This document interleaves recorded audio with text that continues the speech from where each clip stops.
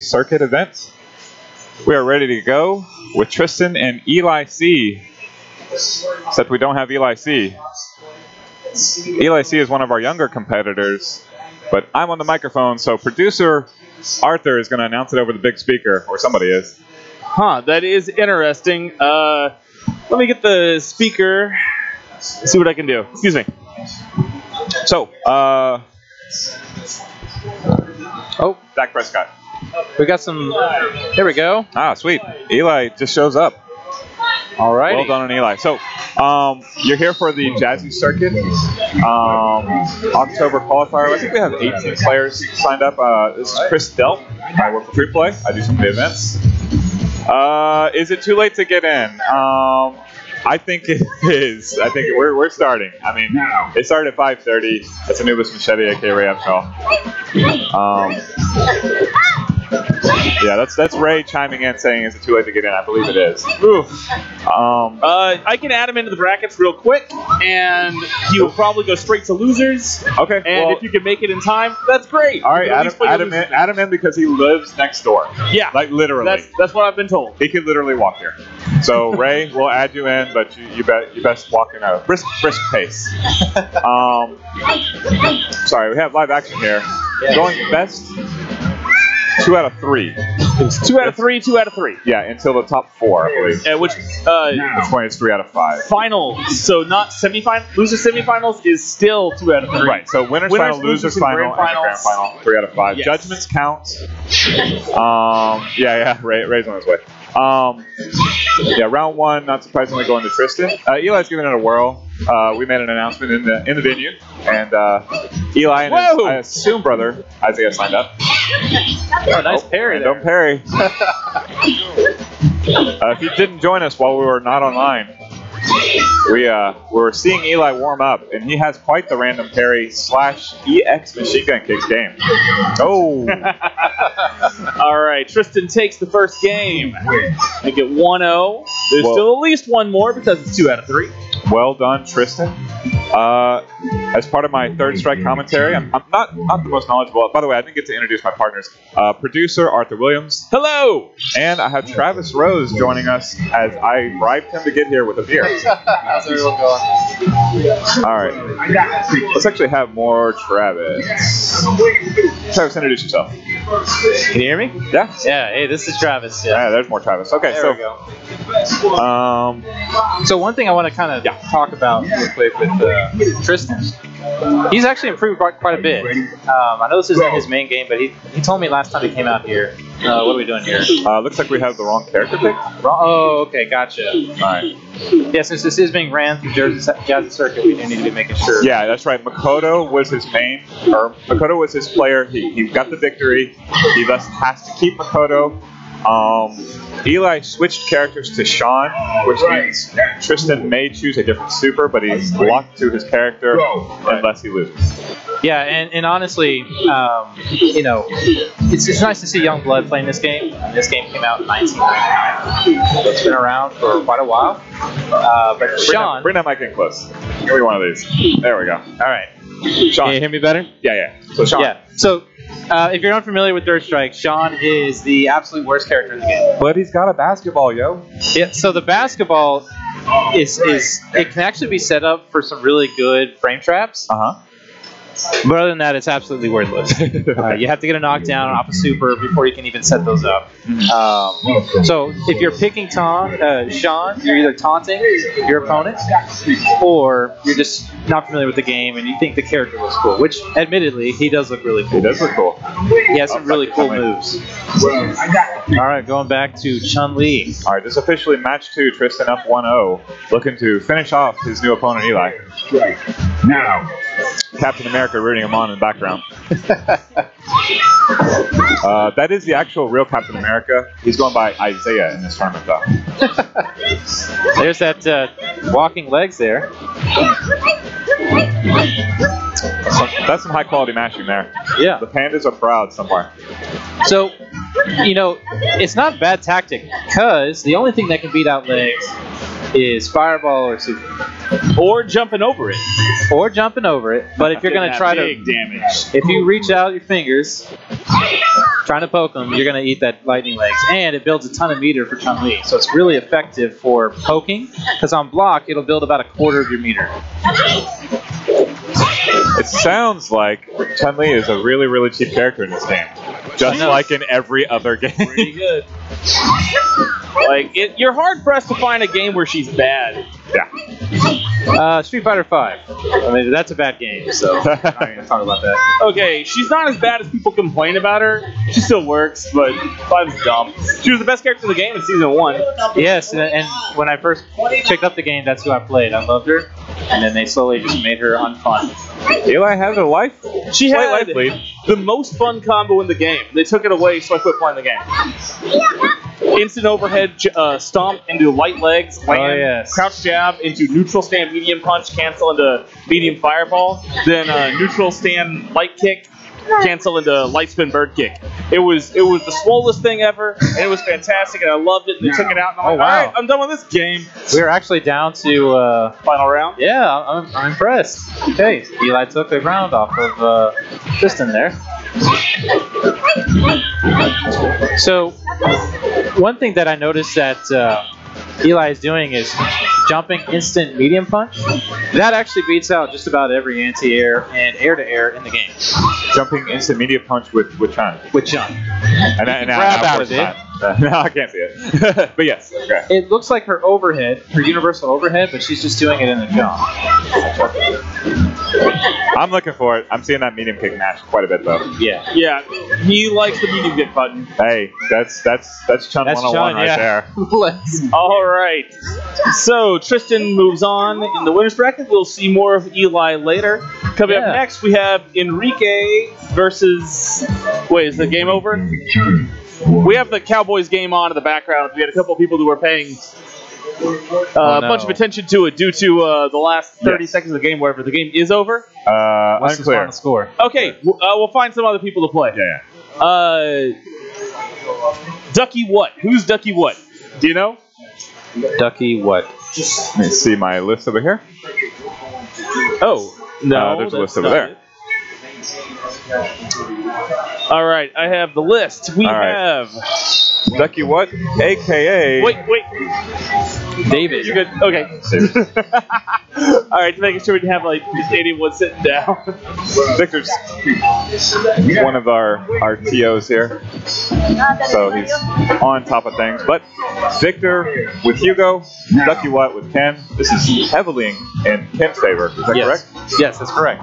Yeah, but with Hugo, you never quite know what's going to happen. Yeah, and unlike myself, Victor is not a brand new and incompetent at the game, Hugo. Okay. All right. That jump back. Is that jump back roundhouse that Ken does all the time against Hugo? Right now, I have never seen like just hold up back anything. Against Hugo, that's not a safe thing because he can do a shoot down and I'll grab you. He's using a bunch of crossover jump forwards, but then he lands left forward. He did about, I don't know, 6 of them. I haven't been looking. Here, watch. All right. So that's the jumping medium kick from Hugo. Yeah. Right. That's jump roundhouse. Yeah. Oh, got him. Yep. There we go. What's the follow-up going to be? Sweep. Got an overhead. Went for the 360 and Ken gets away. All right, here. So that command grab that jumps in the air, that will punish people jumping back from Hugo. Grab the 360 and... Well, that was pretty convincing on Victor's side. Takes the second round. I mean, maybe Ducky what needs to go back to his jump back roundhouse that I was trying to... Oh, no good. No, not hit confirmed there. Big punish. Here comes the follow-up. So strong. 75. Oh, my. Nice. Oh, no. Okay, forgot it was an overhead. Hammer Mountain getting some bonus damage.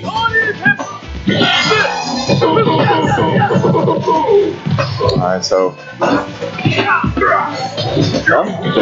Crouch fierce. Yeah. A button that no one wants. Well, that's it. That's round. Yeah, got him. Yeah, so Ducky What is definitely not hit confirming that super. Well, we played casuals earlier. Checking it out there. It could be possible that he's not really familiar with the Hugo matchup. I mean, Hugo does have some scary pokes if you're not comfortable with, knowing when he's going to throw out clap or jab. Right. But either way, he's not hit confirming the super. He's just tossing it out there, linked to his crouch medium kick. All right. In the background, the Cowboys without Dan Bailey missed a clutch field goal, losing 17-20.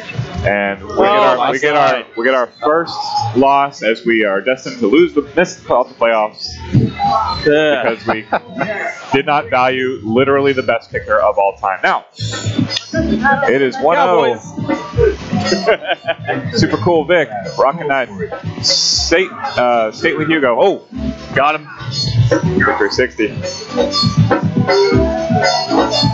Now, even though I'm a Hugo player, I don't know the name of it. It was nice parry. Oh, hey, very good grab. I believe that is moonsault press, if you're curious. Okay. I will just call it SPD for short. That's fine. I don't care. All right, so Ducky What is switched up, and now he's. Oh wow! Yo, one hit. Interesting. Yeah. So certain moves in this game have juggle properties, and when they hit, there's a cap of juggle properties that once you hit that cap, the opponent will fall out. There's a backbreaker. Supers do not have that. Right, they reset, correct? A super never changes the juggle hit. You can't flip out of a super, but at the same time, you can just whiff like that happens. Right. Go into the corner. In the event that you make someone tech flip in the air, you can throw out a super and it will juggle if the person hits, but they are allowed to parry it. And that's the only defense you have. Right. So that's why you have things that was interesting. I don't know. Akuma players will frequently do a light tatsu, then do a jab. I don't know exactly what happened there. Up against the wall. Very good. Doesn't get the full combo. Follow up. So it looks like he's got about one hit left for Ken. You're wondering, the wall throw is ultra throw. Very nice parry. Oh, hammer frenzy. Oh! Super Cool Vic takes it. All right. This is Chris Delp writing down some tech for Hugo. Wow. I did not know that was a thing. Now I do. You will be seeing it later in the tournament. All right. All right, so Super Cool Vic. Looks like I've got Brian here. Our lector. Go ahead and let Brian help on comms for me for a little bit. Okay. Join us anytime. You clearly know more than me. I'd love to join. Well, here, take mine. I'm doing other stuff anyway. Brian, come here. Oh, okay. Okay, never mind. Oh, you can go to Tristan. Take it. Someone take it. All right. It's Chris Delp, a man who knows virtually nothing about Third Strike, and 2 empty microphones, now being joined by Tristan. Tristan Sherlock is here while the better commentator goes and takes bathroom break. Did Brian, did you see the end of that match? The end of that match, yeah, I did. So something happened there that I didn't quite understand. It looked like Ken hit a standing medium kick or something like that into super. Obviously, it looked like he did hit confirm it, but then, and it appeared that Hugo's on the ground, but then he was in some sort of juggle state that made it whiff. Do you know what happened there? Do you know what I'm talking about? No, I was actually probably watching the Cowboy game. The Cowboys at that point. just I saw the very last seconds of that match, but no, Gotcha. I don't think I saw that. But my guess would be that Hugo was in a off the ground state. That's we're down here. Typically the only time that you would see a juggle happen. More me. There, adequate amount of me. All right, sorry. But no, that's he's off the ground. Yeah, just up frame. Juggle happened during kids. Yeah, it was really bizarre looking. All right, we have live action happening back there, but I'm pretty sure. There we go. There it is. Just like to point out that it's the last time we're using this stream equipment. We are getting an upgrade. Thank the Lord. Oh, nice. So this is not Ducky What versus Super Cool Vic, as you might suspect. This is Elijah on the left versus Ray Upshaw, a.k.a. Anubis Machete, going to work with Akuma. And going to work on that PBR. Way to go, Ray. Now.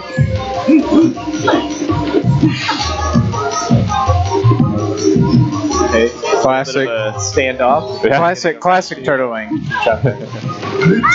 Oh, I think Ray's just giving the young one a chance to touch some buttons. Yes.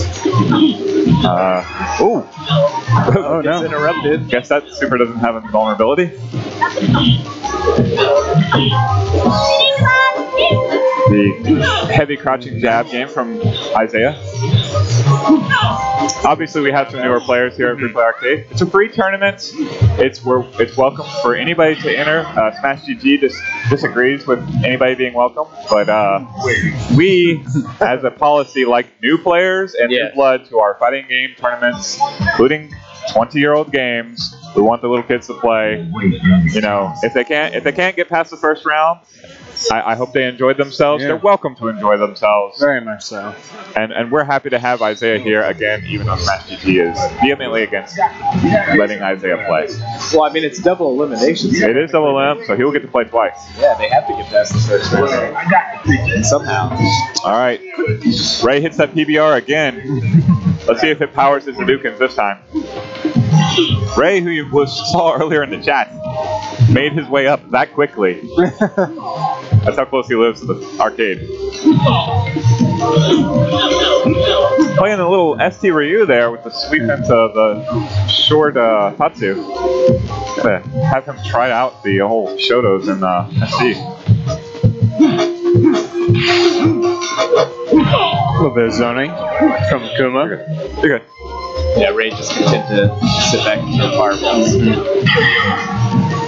Gonna take a couple jabs, come in and sweep them out. So Ray actually won one of my favorite Third Strike matches ever, which was against I forget his name, Necro player. Comes here often. Austin. Yes. Wallace. Yeah. So Austin gets it down to the magic pixel with like 60 seconds left in the round. And you see right here that Ray loves his Hadoukens in a game that punishes it with parries and letting your opponent build super.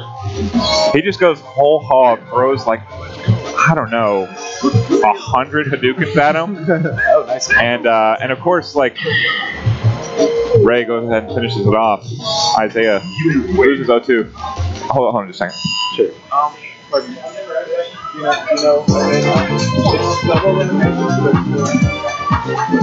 We await your return. Sorry, I wanted to make sure they get another game. Stay, So he throws like 75 straight fireballs at Austin. Austin's trying to parry them all. He's refusing to jump over any of them, and sure enough, he whittles him down all the way, just through ill-advised Hadouken after ill-advised Hadouken and sheer force of will until, indeed, he wins. Tyranny of will. Unbelievable. I mean, it's not really ill-advised if you notice that he won, right? He continues to try to parry them but cannot. Yeah. If they continue to try to parry them and they're successful, then you should stop throwing them. But if they keep trying to do it and get hit in the face, then why not? He was batting about 75%, but the sheer wall of Hadouken just sort of flying, Rainbow Edition style at Austin was a sight to behold and something I had never seen before or since in Third Strike. Unless, Elijah gets back into the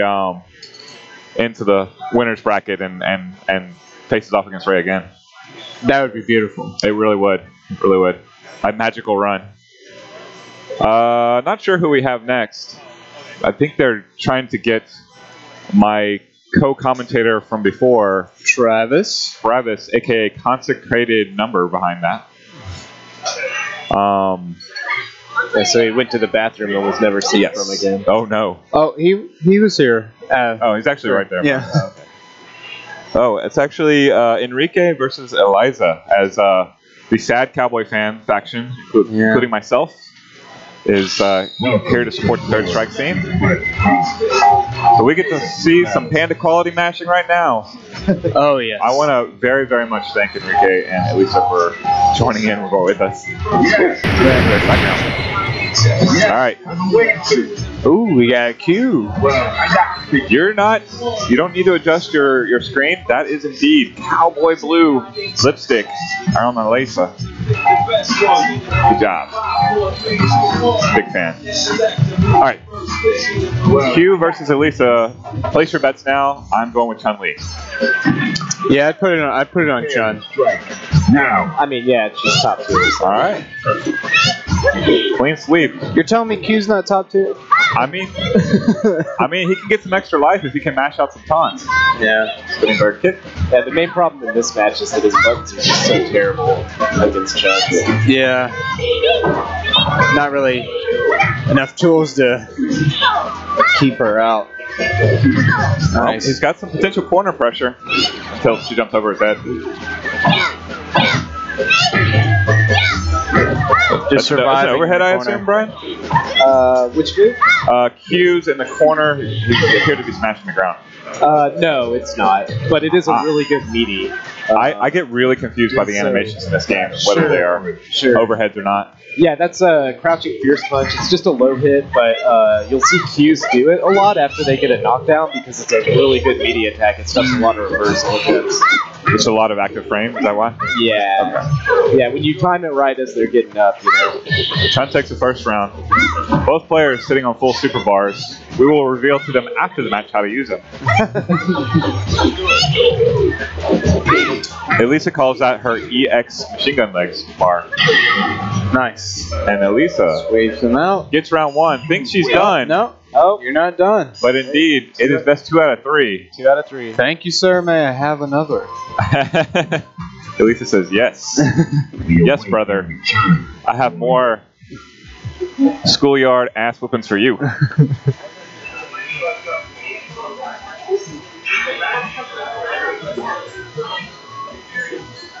All right, so 1-0 Elisa. Getting into the second round here. Elisa has to pick Chun-Li. She does. Good. And I don't even know what her super was. I doubt Elisa does. Go. He's got that sweet trench coat, and that's appealing to Enrique right now. Mostly because he wants to hide the cowboy gear. I understand. I understand. We're all here. Another heartbreaker. We're dealing with it by third strike. So that's the non-overhead crouching fierce that hits the low. Correct. I learn something new every day. Including apparently that Hugo can just cancel his super by holding the button. Was that it? Wow, it's Dropkick City. Yeah, like with the he hammer mountains. Victor did to end that match. He hammer mount, did the charge, and then immediately did his SPDS grab. Yeah, so if you just hold it forever and do nothing, he just eventually stops running. Awesome. Whoa. Trade, and Chun-Li wins. The queen of the trades. Looking to advance to the second round. And someone's going to have to inform Elisa that she's going to need to stay here. Oh, a super! Oh, nice. Super. Hidden tech. That was the most beautiful super ever. Oh, nice. Nice boot, though, in the corner, but again, just Dropkick City. Yeah, ultimately just too much pressure. Yeah. There we go. Oh, I'm just going to take that one. Deep sigh of relief from Elisa as she learns that she's not going to get to go home for an extra 2 rounds. Yeah. Each win in the winner's bracket equals 2 in the loser's bracket, which means Elisa will be here till at least 9:30. Thank you, Elisa. Yeah, so Travis was telling us your third strike game is improving. Oh, thank you. I'm trying. Yeah, who are you maining? I either do Makoto or Ryu. I'm either a Makoto or Ryu.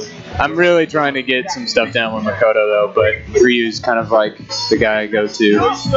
As a fighting game veteran, I recommend going with your heart, picking your character, and then just riding it out and taking the hard knocks and taking a patient, healthy attitude with it. But you're going to lose some, especially in third strike, as you're learning. For sure. We have FPA Matt versus James, although we have the name switched, so we'll get that switched there in a sec. We have a Sean. Yeah. Matt using Sean, interesting. James. James using Sean. Oh, nice.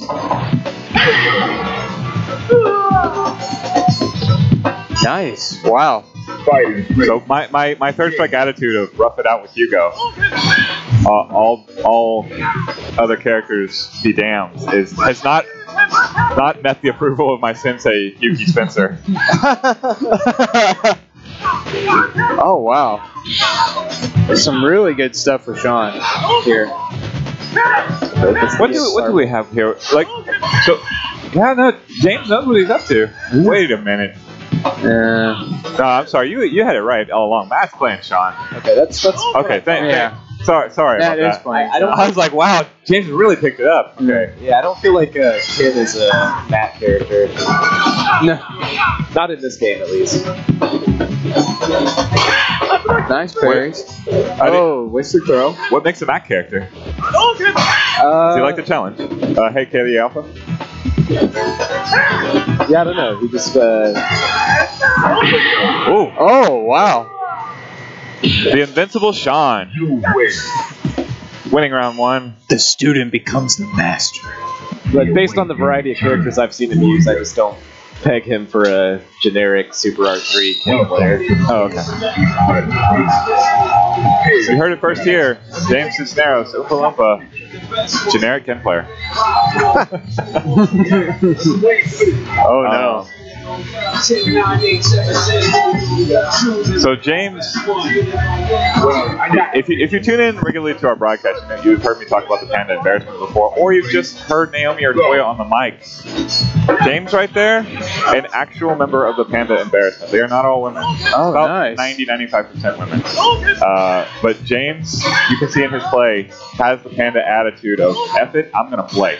And we love him for it. That's what the Panda embarrassment is all about. And they get to see an ABA basketball in their face just for the pleasure. And we're all better for it. Turnout, I think we have 18 in the brackets today. Oh, it's the super. So interesting thing about that super from Sean, you only have to parry it one time. It's a big super fireball, but it's only a one-hit parry, so it's basically as easy as Oh wow, just parries for days and sweeps them. James really confused what's going on. Throw right after Tatsu, overhead. Just coming in. Just pure pressure. It's just too much. Yeah. All right. Oh, and supers it out. For James. You win. And he works on his game. He plays them all. I really. I want to try and convince him to not jump. B+ for Sean. James is holding that up forward quite extensively in most of the fighting games. I bless him for playing and putting in the all the games and I love the attitude. I love the attitude of this play. Well, that's something that's hard. I mean, even I'm relatively new as well, and just trying to get over jumping in constantly.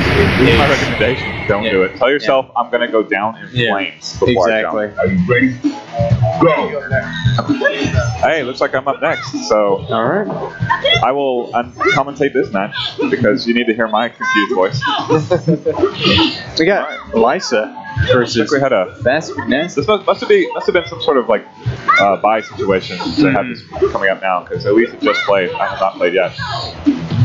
Yeah, I think so. And it would make sense. Fast Finesse is definitely going to be one of the stronger players here tonight. Yes. Yeah. He got second in our tournaments last time, so he has to be that and the man to my right.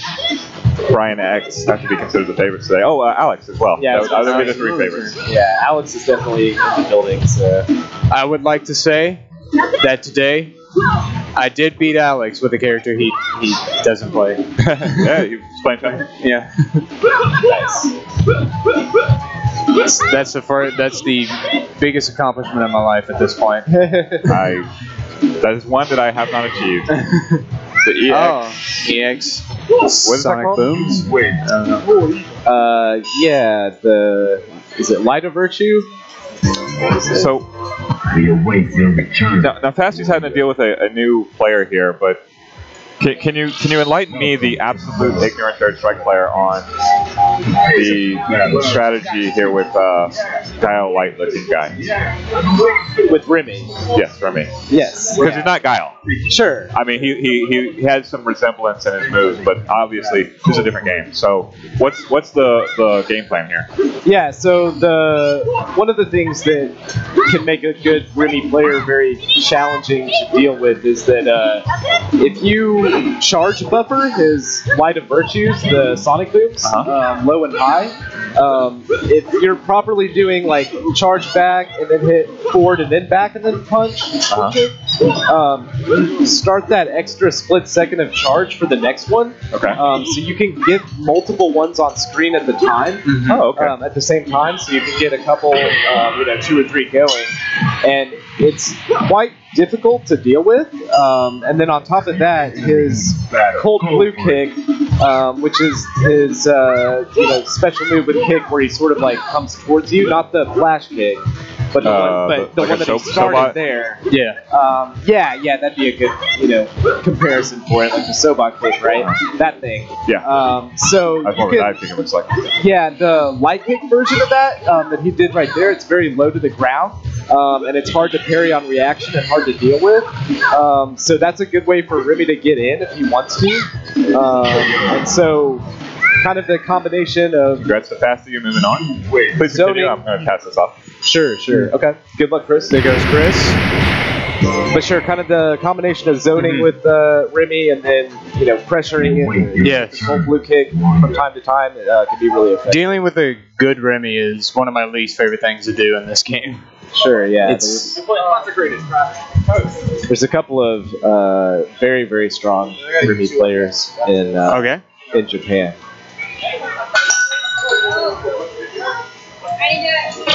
Welcome to the world. So we got Chris stepping up with Travis, aka Consecrated.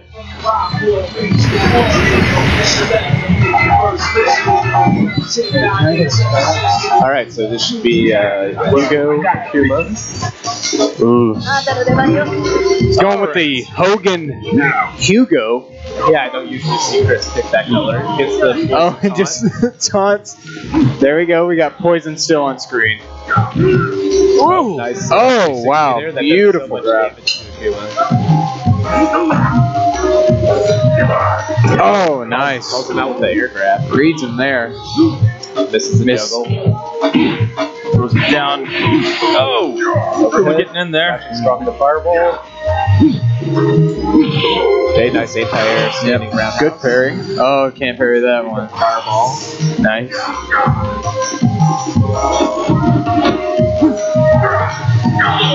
It's going to be harder for Hugo here, just trying to get in against Akuma. But really all he needs is like 2 touches and he's pretty much done. Sweeps him out. Yeah, or one grab and that's it. Yeah, pretty much. Into the heat of the battle. Go for it. Alright, our next match, I believe, is going to be the 2 of you, just so you know. Yes. Yeah, that's what we were doing. Alright. Okay, gets the parry on the 3-hit fireball. So, Hugo being a tall character, Akuma's Hurricane Kick will hit all the hits and can't touch underneath it. And it's safe and really annoying to deal with. Yeah, that's true. Yeah. In the corner, that's quite irritating. Oh, whiffed. Oh, gonna whip that one, yep. Oh, nice grab though. Consecrated standing a little too close there against Hugo's wake up, so just It's like that police song. Nice parry. Oh man. Yeah. Kuma just building meteor in the corner. Tries to jump in, but gets caught in the corner and he's taken down with that one. Alright, Consecrated takes the first game.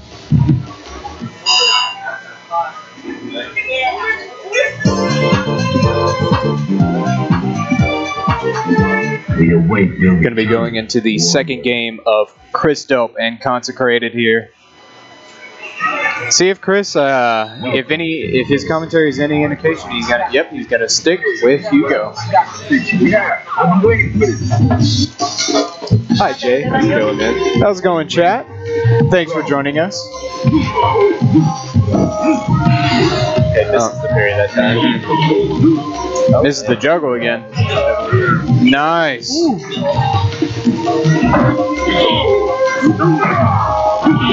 Yeah, it's dangerous to stand right next to Hugo whenever he's on the ground. Yes. Unless you jump in the air on his wake up, you're probably going to hit the ground. Oh! Okay, that hits air to air, so you didn't get all of it. Didn't get all of it, but Slight life deficit right for the end. Nice. All right, Very takes the close lead. oh, very Second close game. one. Nice parry. Gonna jump over that one. Oh, kill him. Nope, not kill. And oh, there he goes. That's gonna kill. Nice. Wow, what a close match. Consecrated paid for not getting the proper punish. Yes. Needed that round. Did not maximize his damage there. He got normal throw, Hugo got pile driver. Yeah. I have slammed my body from the air onto you. With throw from Hugo. Nice Okay, drop nice. kick. Yeah, stops the Oh. No, whiffs. Goes for the claps. Misses him. Demon flips out of there. All right. Oh, nice. Super. All right. Madness is happening. Hugo shenanigans. For sure. Nice. And that's kill. Wow, Chris is going to take that game. Okay. Yeah, Chris said, don't fail to combo your crouching strong on hit, or I'm just going to throw you. You're getting thrown.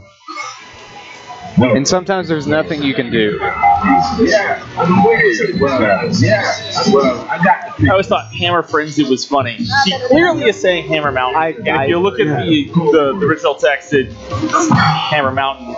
And they name it Hammer Frenzy in America, in English. For Lord knows what reason. Yeah, it always confuses me too, because I always want to say Hammer Mountain, the name of that super. It doesn't matter. Yeah. My personal favorite super of the game, though, is Yank's Magnetic Storm. Really? I'll scroll Yeah, past it yeah, when I go to the, triple round. It only happens on 2-player side, I think, right? I don't remember what the deal with that is, only Magno Storm. Let's go. Super R2 for Yang on 2-player side.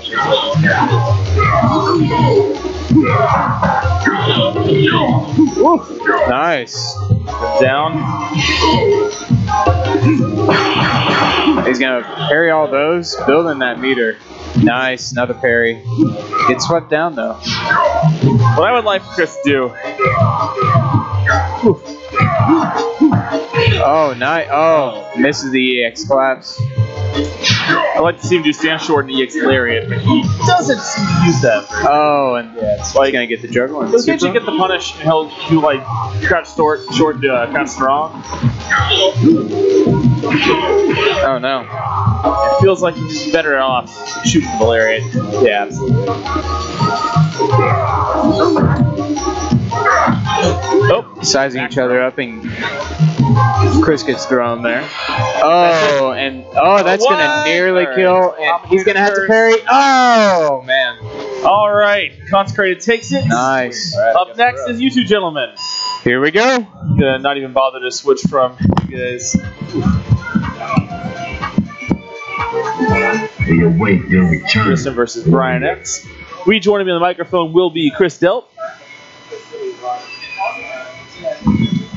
Let's see if I guessed right. I did not. Swap the player side real quick. We were just discussing that match off mic. You're being joined by your previous competitors, Consecrated and Chris Delp. He was saying we could talk about this salty. I'm salty at myself. I'm not at all salty at my opponent, the oft improving Travis Akuma. No, in my head, I've lost my game plan. Well, one thing I want to say that, I'm looking here, and Tree Tracer is mentioning the quick rise more. You might want to start implementing that into your game. More. Tap up, is that it? Just tap down. Tap down. Right when you're about to touch the ground. Correct.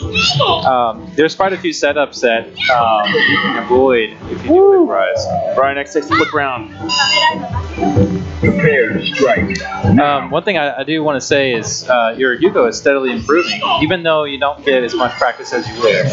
It is improving. It didn't show that time, but well, you got some good SPD reads on me. thank you.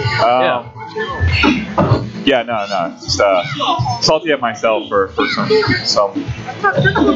And you picked the right super. Always a good choice. I tell you what happened. Like if you go back and watch, so round 1 going quickly to Brian. Hell yeah, definitely. As he is heavily favored in this match. We'll try and commentate the next part. But I was actually doing T-Hawk tech. Oh, okay. I really was. It was just sort of muscle memory. This is why I play Hugo, a character very, very far away from Dawson, because I don't want to muscle memory things, which is what I was doing. You saw the down jab into to SPD, which I did catch you with once. That was even negative edging it. That was beyond my play. All right. So round 2, game 2. Very quick game 1. Brian X off to an early lead. Got super already. Bet it's coming soon. So I'm gonna ask you, because you probably have the most experience of all of us.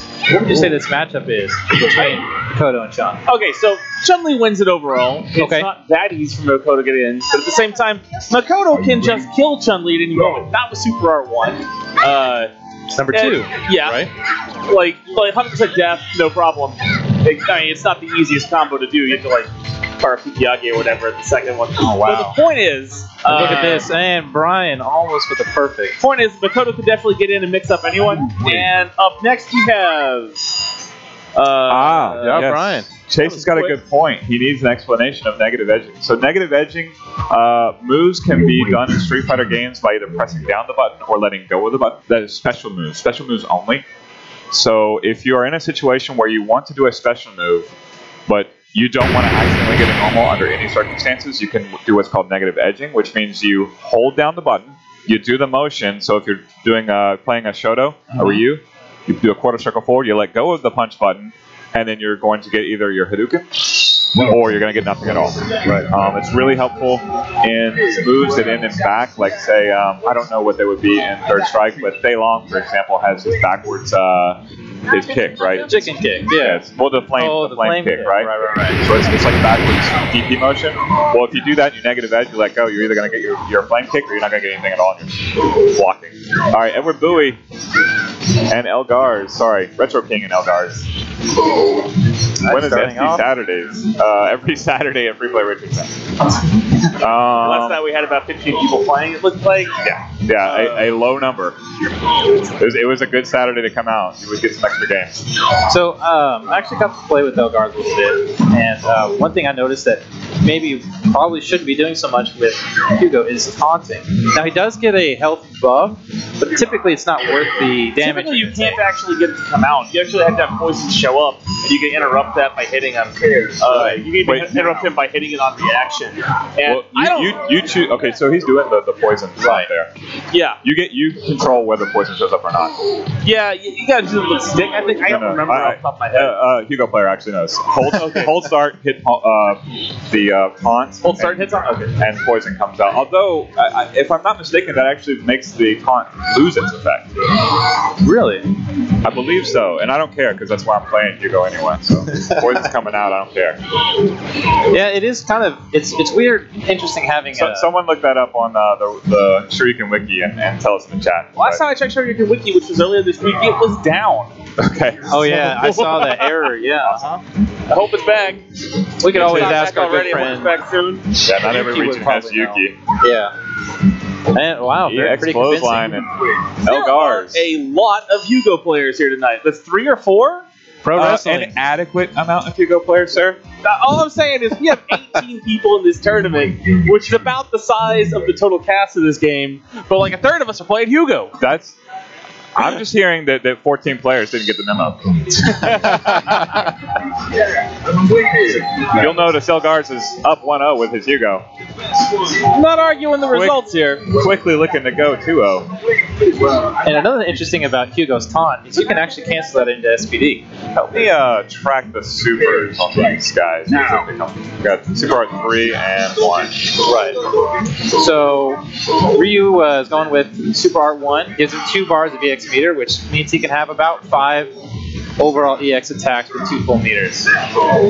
And Ryu, of course, with high damage and stun, really benefits from having EX. And it looks like he's doing a good job of zoning out Hugo. Here comes the throw. Clap. Whoa! One throw. Has he got a better setup? Nice. Not really. Drop kick. Hits. What count? Attempted red parry there, I think. Most likely. Oh. I never mean to do that move. No, most players don't and shouldn't. It's usually I'm going for some sort of either like half circle back kick throw or the full circle. All right, Hugo ekes out the win in this first round of the second game. Go for it. Oh. Round start. Storm guy saying he lost to Reno MD, as do most of us. No bad words about losing to the Evo champ. Or basic throws. So really how Ryu should be playing this is just zoning Hugo out with Tatsumakis and trying to get in EX fireballs. I would have gone with Denjin super personally against Hugo. Because Denjin, you can set him up for an unblockable unless your parry timing is perfect. You're going to eat all that damage and get dizzy. See if Elgar's can finish it off. EX Lariat, one more hit. Oh no! All right, Retro King takes the second round of the second game. Final round. Sweep the win. Let's see what Elgar's has in store for us. More taunts. Yeah, he's a showy kind of player. Yeah, he kind of enjoys that professional wrestling style play. He's got the right character. Yes. Oh, wake up Hammer Mountain. Gets 2 hits. Up backwards juggle. Another basic throw. Follow up. EX clap. Doesn't juggle. Overhead. Up in the corner. Okay, very good read. Backbreaker. One more hit should do it. Meaty timing there. All right. Now, 3 more hits did it, and I'm up next, I believe. All right. Elgar's taking that very convincingly. A nice little parry at the end and a 3-jab combo to finish it out. Getting joined by Kristen again. So Travis, thanks for joining us on the mic. Oh yeah, no problem. I mean, you clearly have 20 times the game knowledge that I do about Third Strike. Also me. I want to apologize for every time I randomly get a hit in on you. Well, I'm still learning the game too, and I want to give a shout out to my friend Jonathan. That is Johan over there. He calls me out every single one of our streams. He always says Finale Rose. No one's ever caught it, but I know he's doing it for me. So shout outs to him on that. All right. Is it a previous name? No, we worked together at one point, and he just always called me that. Okay. Well, welcome once again to Tristan. We have FDA Arthur on the right, Ray Upshaw, aka Anubis Teddy on the left, and the Yoon combo exhibition has begun. Yo, man. So it's interesting that he's picking Sayembu for this. 39 hits later. Oh man. Yeah. So you typically don't want to pick Sayembu against Akuma because Sayembu is used against the taller characters because of its unblockables with the shadows. And he just benefits so much from having EX Rekkas because if you notice, Akuma's Dizzy bar is really short. 2 of those EX Rekka combos will dizzy out Akuma. So this is probably just a style play. It's 100% that, yes. Yeah. Pure style. And here comes more style. Oh, nice. Style eats Shoryuken. And Arthur's going back to building up super before he finishes off with his food. Okay, clutch. Nice. So I want to. Ray almost snuck one out. Yeah. So one thing that I saw Anubis do is far super. So you never really want to do that. But if you want to do that with the Kuma, if you do the half circle back fierce punch fireball, the red fireball that takes 3 hits to parry, and then immediately cancel that into super, they then have to account for 2 different power parry times. Correct. Wow. It can work. Here come the Rekkas trying to build that super meter so we can get some flash. Very nice sweep. Wake up DP. Oh, there's the Book of Ray. Text throw. The Book of Ray, I hear, got an extra page the last month, but he is big on them third strike fireballs. We'd like to thank the number of the day, 67. Oh man! Look at this. Wow. Where's he at? He's over here. He's over there. Oh my! Yang attacking from all angles. Yes, battle. Go for it. Oh no. Naked super. Yang's confused. So looks at it. The interesting thing about Yang is he has almost no anti-air game. So really with Kuma, you can kind of get free dives off of his demon tricks. It's possible Ray just doesn't know the matchup. I'm not sure how many Yangs we really have here at free play besides Arthur. I know 2D Tony plays him. Yeah, 2D Tony. Yeah, he did really well last time. Yeah. Not here. Not Infinite today. And Arthur takes that one. Down poke for the win. Not a lot of style, but we get a bow anyway. Arthur's moving on. Sucks for him. He gets to play less matches because he's the winner's right now. Oh, Storm Guy says he got one on Reno's Dictator. I would take that straight to the bank. Congratulations. just clip that one match where you beat Evo winner Reno MD's Dictator and be like, yeah, I played Reno one time. There you go. I know that's how Trav.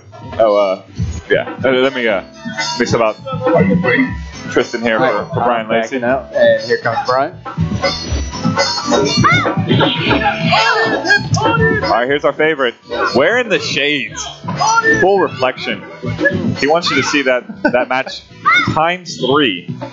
It's Alex versus Lupa Koopa. AKA Levi. Yes, this is his first time making it out to one of these. Yes. And it's actually Alex's first time to make it out to a Jazzy circuit, yeah. Right. So, obviously we all know about Alex. Plays the entire cast. Harry God. Yeah, mainly a Dudley player. Also really, really good kid.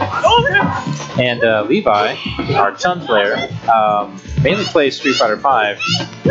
He took I guess you would say a siesta or a hiatus a little bit from Third Strike. Just started playing this morning. Okay. Yeah. Good luck. You've got an interesting first round opponent. Order number 7. Very good. He knows how to play Chun. I think it's just, remembering the differences between Third Strike and 5 Chun is really important. Smash that middle kick button. So one of the things that you'll see Alex do a lot, he gauges where he's at against his opponent is, towards the end of the round, he might try to start parry practicing, just to kind of get his timing down for, matches later on in the tournament. So.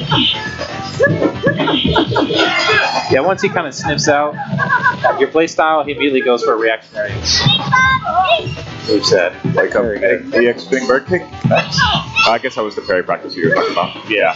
So he's already sniffed out Levi's favorite pose. There you go. So that's a really hard parry. I hope you understand. That just happened. Go ahead and mash that clip button. And here we go again. And the jump. And the parry. Oh, man. Alex Evo showing off 37. His inner Daigo. Welcome to Free Play, Levi.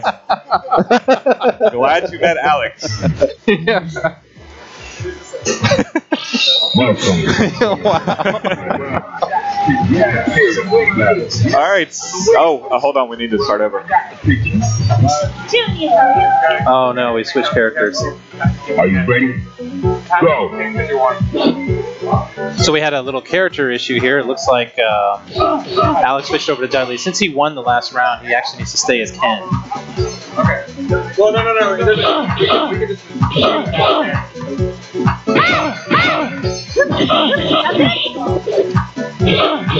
Oh, Katie Alpha is watching us. Shout out to Katie Alpha. He was at the UFO Jazzy circuit. I think that was about 2 weeks ago.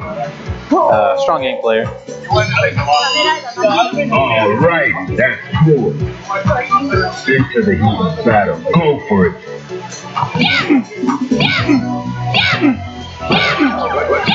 Sorry, a little confusion on the Jazzy Circuit rules. You can't switch a character if you just want a match. And I honestly think Alex didn't remember he picked like honestly. You win. It's possible. All right, that's Yeah, he's kind of been playing more Ken lately. I don't know if it's just to learn the character. He only pulls out Dudley when he feels like they're a threat, maybe. Or muscle memory. Or Yeah, muscle memory. he has a lot of fun playing Kid. He has a lot of fun playing. Alex is one of the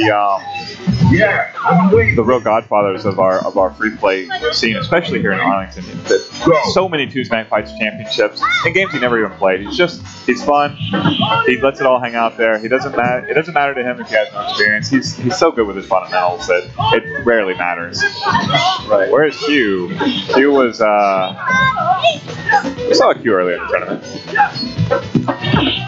Brian played a little bit of Q. I don't know if you're playing him anymore. No, not really. I'll pull it out in casuals every once again, but No, all the Ken players, or the Q players we did have, sort of moved on to, I guess, stronger characters. yeah, it's a battle for Q, for sure. So, interesting pairing every single low medium kick into super. Oh, air parry? So yeah, but that is one of the kind of interesting parry baits that Kid has. If he does that standing medium kick close to you, then you can kind of bait that into a down parry. And if they try to punish it or counter it with the low forward afterwards, gets the down parry into whatever. Right. Alex partying hard last night. Drops around. You can kind of see it in his face. Both his demeanor and his heavy sunglasses.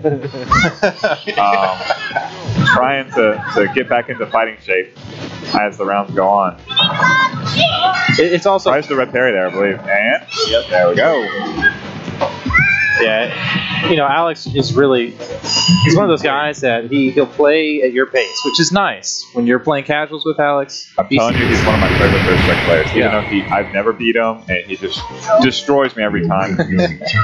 Well, and an interesting thing about him too is he's only been playing on stick for about 6-7 months, I believe. Before he played on pad, all the way from online editions until this year. Yeah, I think he just grinded out all these parry things in practice mode.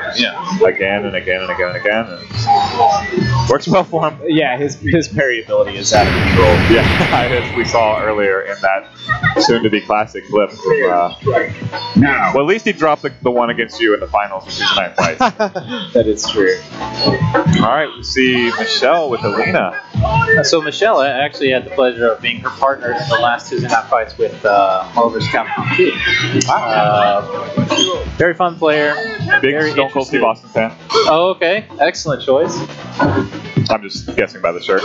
Oh, nice. That or she got it on discount. It's 2 times that he's parried Elena's little overhead kick. All right, Isaiah B. And looks suspiciously like Michelle.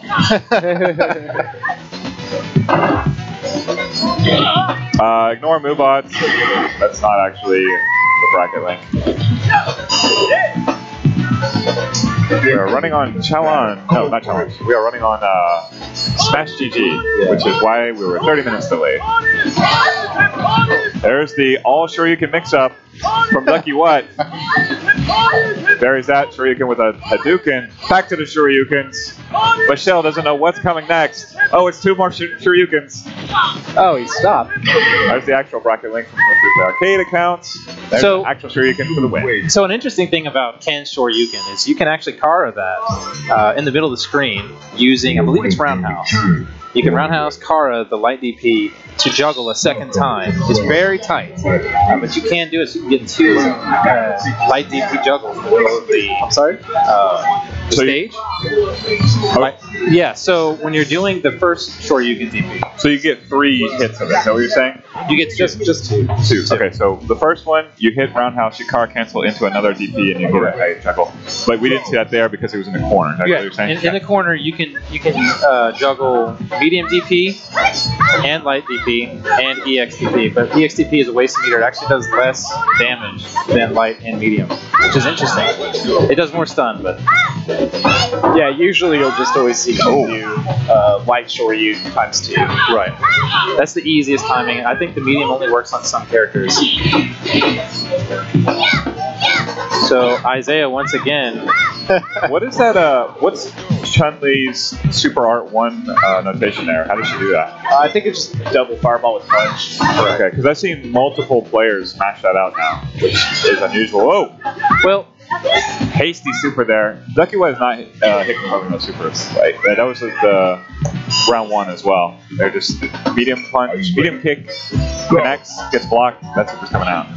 so I mean Brian is our Chun expert, but you know one thing you notice with Super 1 is you have only 1 bar meter with Chun-Li. Yeah. And Hoyokushin usually 2. So that's already at least better. And Hoyokushin is probably the best super in the game. You can punish just about everything on block.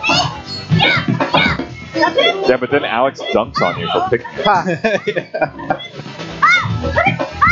Whoa, that was an interesting kick. Yeah, that is a punish.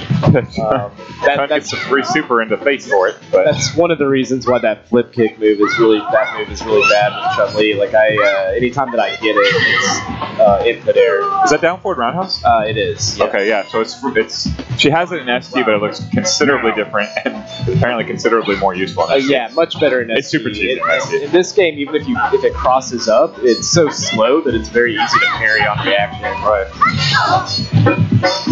Now, an interesting thing about it though, you can, if you're part of this crouch, you can combo into Hoyokushin. Yeah, I mean, absolutely.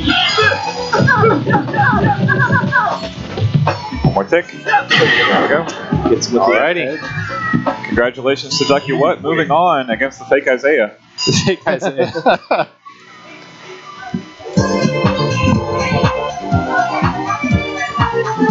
We await your return, warrior. All right. Not sure who we got next. I don't know. Our TO is currently ordering a drink.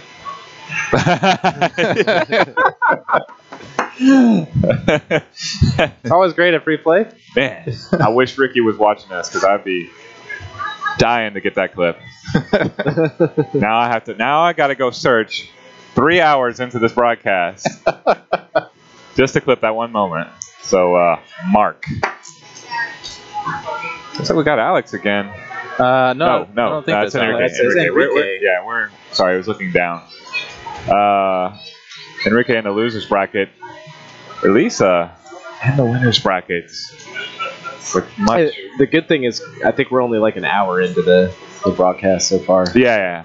Yes, you'll be able to find No, it's not going to be last week's Tuesday Night Fights. A 5-hour-long King of Fighters 2 2002 tournament. Wow. I have watched that thing probably 3 or 4 times. So fully. I want to ask because I joined the free play community in June of this year, and I happened to run into you randomly on the Third Strike cabinet, and you said, "Hey, we do little tourneys, meetups. Come in and hang out with us." Right? I'm sure plenty of people can relate to this conversation. Yes. Yes. So I've heard about this legendary, and since we got time, this legendary SD tournament that you ran last year, where we flew out some Japanese players. Yes. This year. It was this year? It was this year. It was a spring? Yeah. Why is there no video footage that I can find for it? You haven't asked me for the link? Oh, you have the link. Absolutely. Oh, okay. I'll post it in the chat. Because I checked out, we do have the unofficial free play YouTube account. It does have it there. Yeah, I'm going to post the link though. But yeah, Okay. we had the The Spring Series March tournament, we flew out 5 Japanese players, including Yaya, famous for teaching Daigo spacing. Oh, nice. Taught him how to play. The world's best, Odo-chan.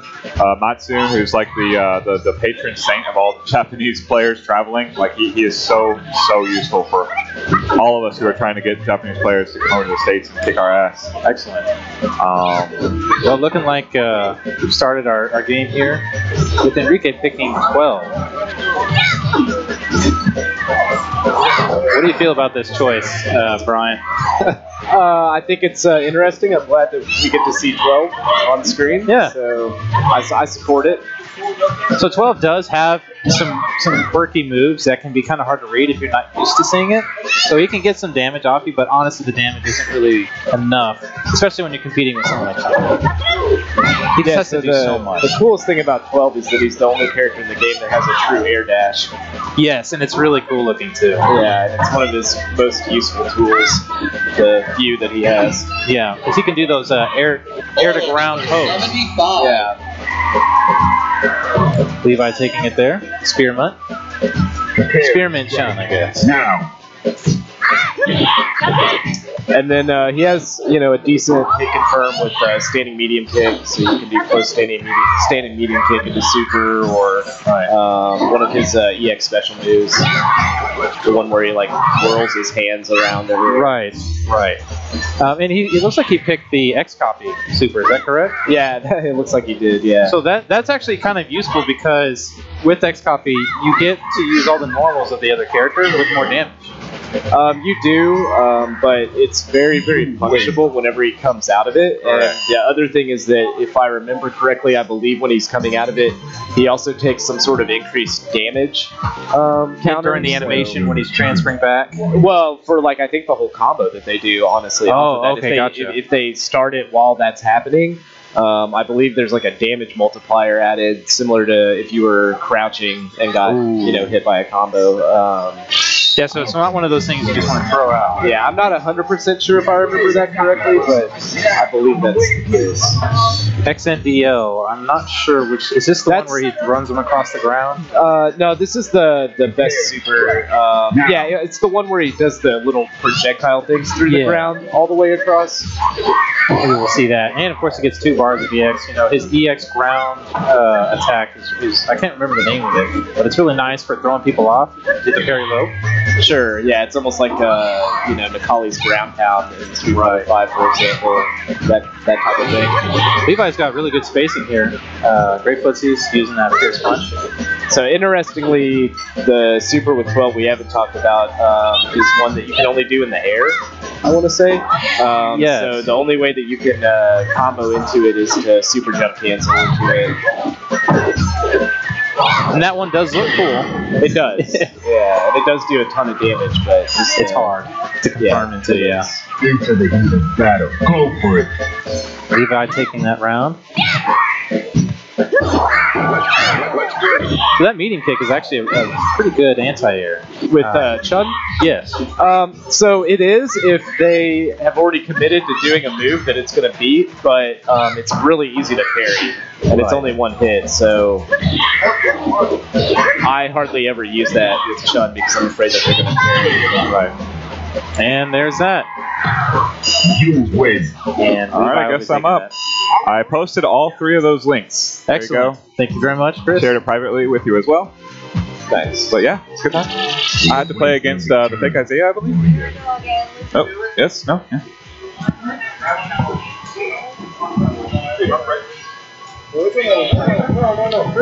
And I believe this is Michelle and Alex. No, not yet.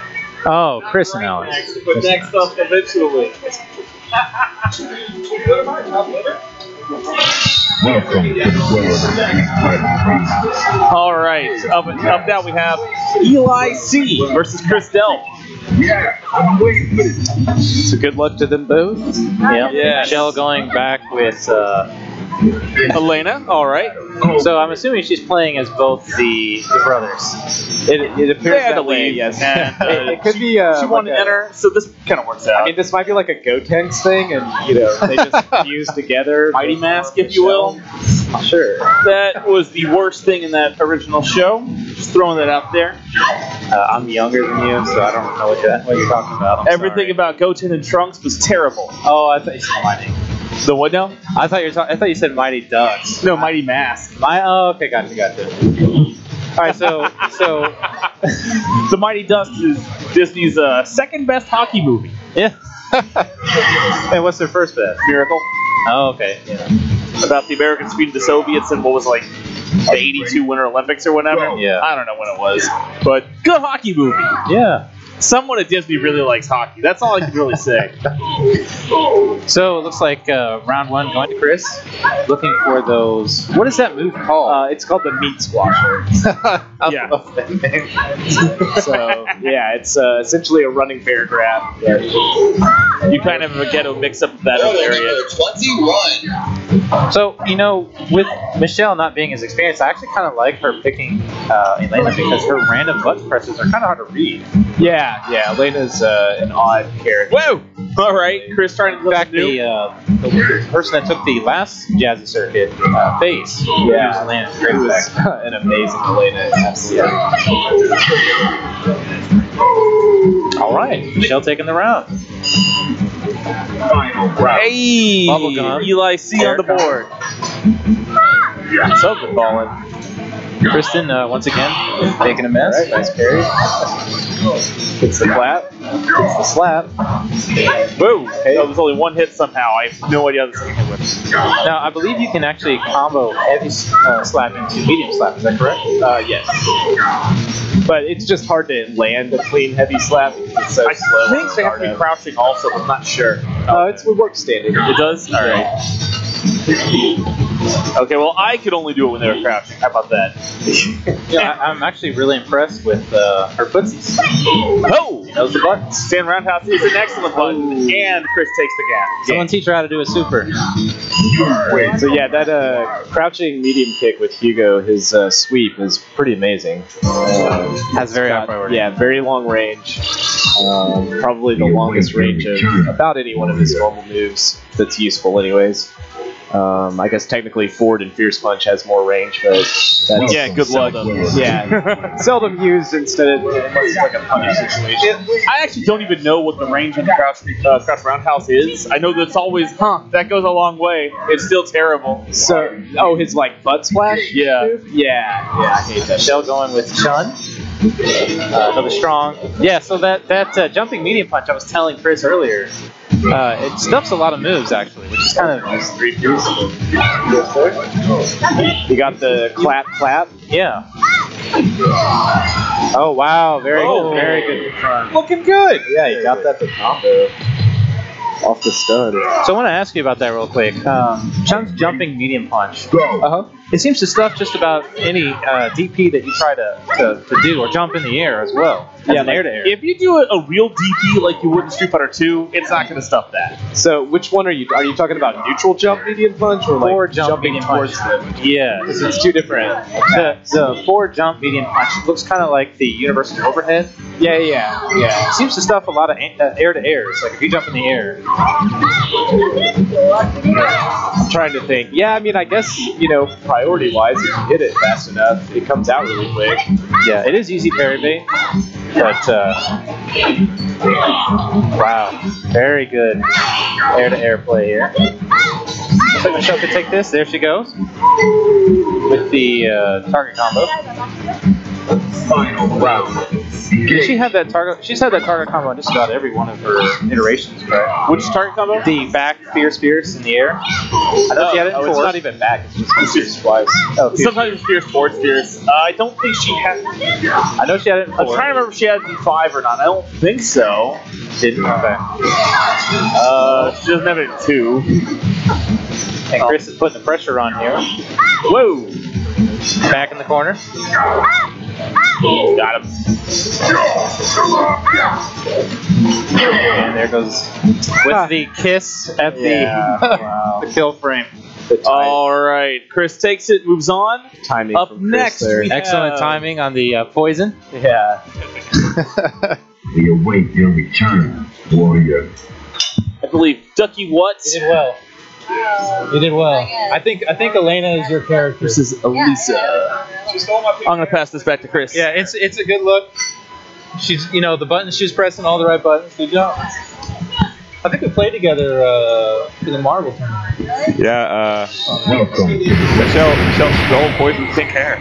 Yeah, that was really good confirm you did from the clap into super. Was that reactionary or? No, it was a hit confirm, but I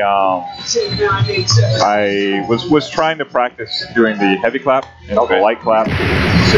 Gotcha. Which I'm a new Hugo player, so I'm trying to learn it, and part of that is holding down those super buttons to get them to kind of charge in a little further and make that combo work. Haven't got it down yet, so looks like Elisa. Please forgive me, fake Isaiah, for letting that match linger a little longer to get some extra practice in. So a Ken mirror match.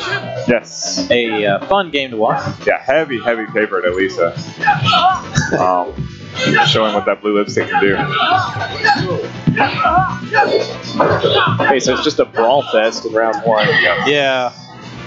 Getting a lot of mileage off that. I believe that's medium kick? Standing medium kick? Standing roundhouse. Standing roundhouse. Yeah. Medium kick is the step kick. So medium kick is the one where it's like a turn kick. Gotcha. Okay. But it looks similar to the ST overhead, right? A lot of people say when you're first getting into Third Strike, Ken is kind of the character to learn. He'll teach you the fundamentals. That's what everybody teaches. Tells me all the time. Yeah.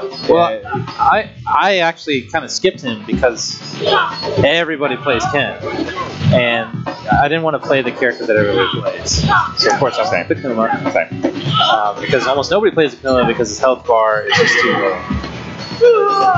And I believe that was Ducky What taking the game. Very close. Very close. Yeah, so the thing about Ken, the reason he's a good starting character is that he's quick, he's very mobile, he has very damaging combos, he has a great super with 3 stocks that has a really short bar that's easy to confirm into, so he really covers basically all of the bases for what makes a good third strike character. He has 3 stocks of super bar on that super 3, which is amazing to have. A lot of characters, 2 supers in a round, and that's it.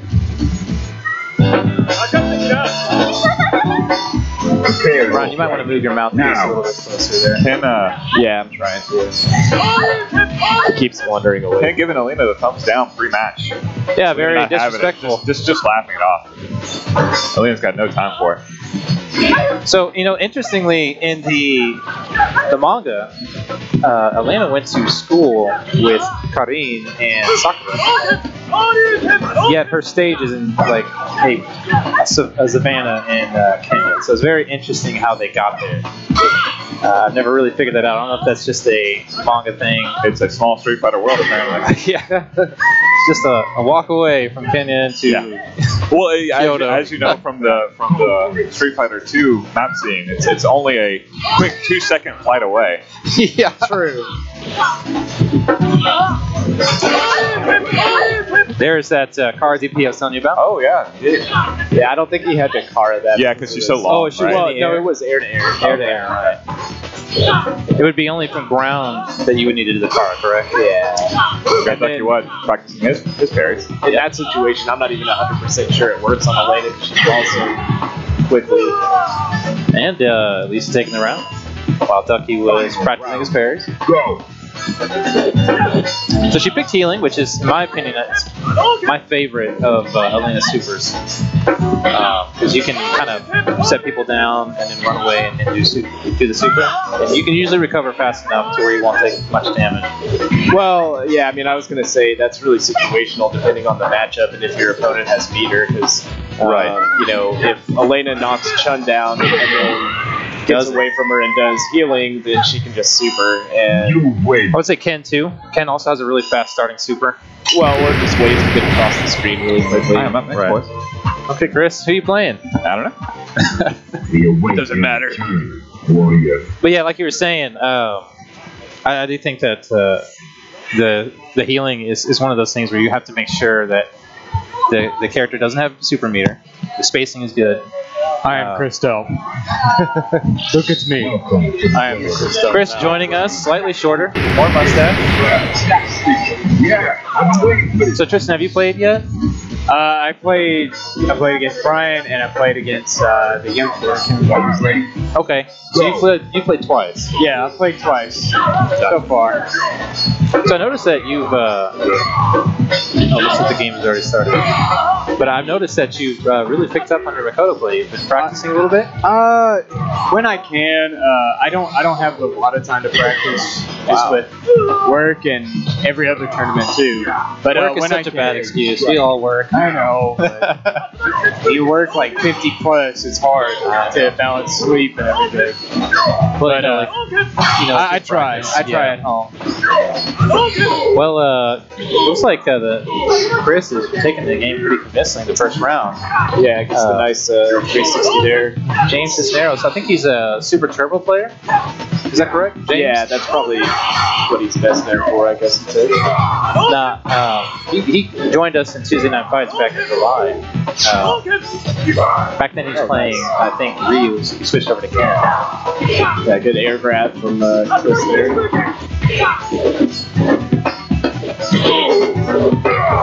Kind of spacing out Chris there. Jumping in, jumping out.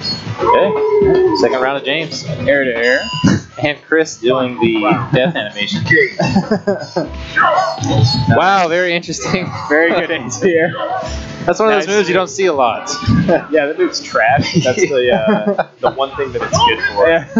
It's like a weird anti-air. Yeah. Oh, nice. there's Nice. clap. Chris was trying to. Oh. And that super is not very good because of that reason. And bam, gets him right there. Yeah. Just up taking that first game. Yeah, and after getting those two claps, he could have gotten something to follow up. Usually a crouching medium kick or at least crouching short. Is that a link? No. No? Okay. Gotta hit it. Got it. Okay. Now, can he do two claps into EX clap or no? No, EX clap starts up way too slow. Gotcha. Comboed after. I'm assuming you can go into super though. Hammer Frenzy? Maybe? Yeah. Okay. Yeah, you can do clap super. Engage.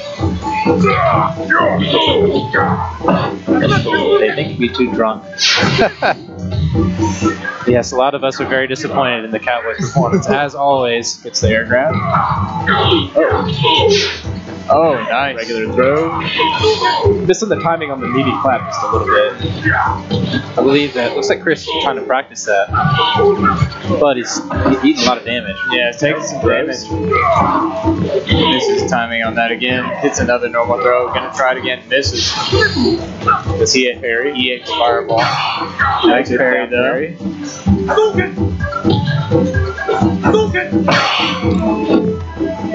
Now, does Hugo get super invincibility against projectiles with Hammer Frenzy? Yeah, I mean, I think at the very beginning of it, maybe. I don't use that super with Hugo. Like, I use Gigas Breaker, so I'm not 100%. You go for the Super Slam. Yeah, I like the 720. It's cool looking.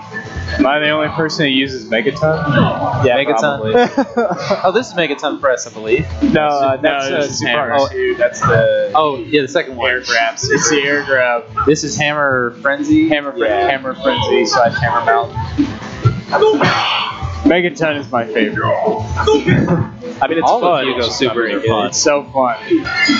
Okay, let's see. Oh, man. So the interesting thing about Super 2, depending on when you block or parry it, is a 3-hit or a 6-hit. It has something to do with the spacing of using Super 2. Yeah, anytime that it hits air to air, it's always the 6-hit version, Right. instead of the big bad Shin Shoryuken. The one that, takes you away your life. Yeah, so Chris missed an opportunity to punish that super on whiff in that round. And you could see he tried to do clap, which was a little too slow. But usually in that situation with Hugo, I'd like to just like walk up and do the wall throw, and then just do the air grab as a follow up. So James takes that second game. Oh, nice 3-hit combo there. So we're back to the final game here. Okay, nice air grab again. Close to stun here, close to death. And that's going to be kill. So I don't necessarily agree with using the EX. Yeah, I'm not sure why you used meter there. Use meter just for style, you know? Maybe so. Oh, nice. The 360 through the EX fireball. And full stock. Nice parry. Oh, another one. He was getting me a lot with that when I was playing. There it is. And that's going to stun and kill. Yes. Wow. Quick game 3 by Chris. Issue there with Ryu crouching, and the first part of that super just went right over the top of him. Now, was that elbow? That's an overhead, correct? And that's why it hit him Towards the end there? Yeah. During the super animation, it's an overhead. So that's unfortunate for James. I am up next. It has been brief and great. Thank you. Thank you for joining us, Mock Chris Delp. Okay, I'm actually going to grab some water. I'll be done in a second. Okay. I'll hold down the fort. When you get back, I'm going to take a break too. Welcome to the world of Up next, we've got Edward Woodson. Yeah, I'm waiting. Very good game, Chris. Thank you. I believe that the claps were demonstrated multiple times. Not to my satisfaction, but I'm getting there. Interesting choice to do an EX clap with a pixel of health left. Do you know what was the speculation? What do you guys think I was trying there? It possibly super. No. So I tried to do the walk up SPD. And I did it, but being an SD player, I pianoed the input, got the EX button instead.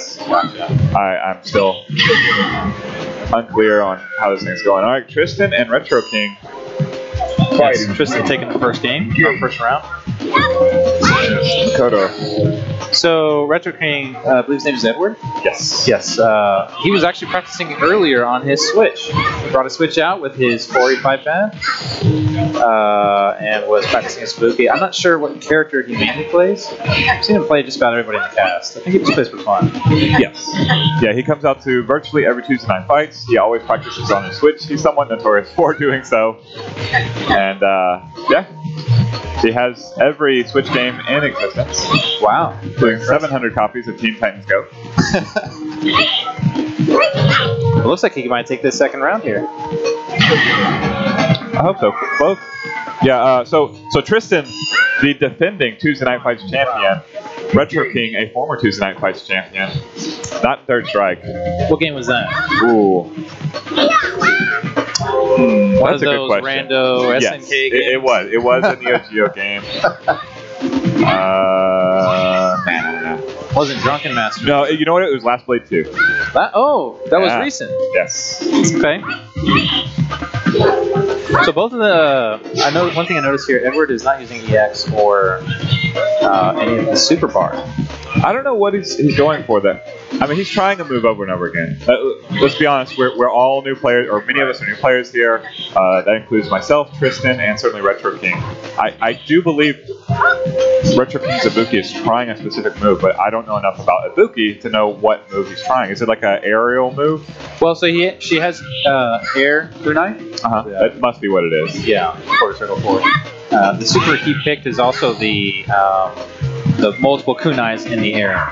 There it is, yeah. Yep, okay. Yeah, so he's trying to get that execution down. Oh, wow, taking the game. Nicely done. Magic Pixel is all he needed.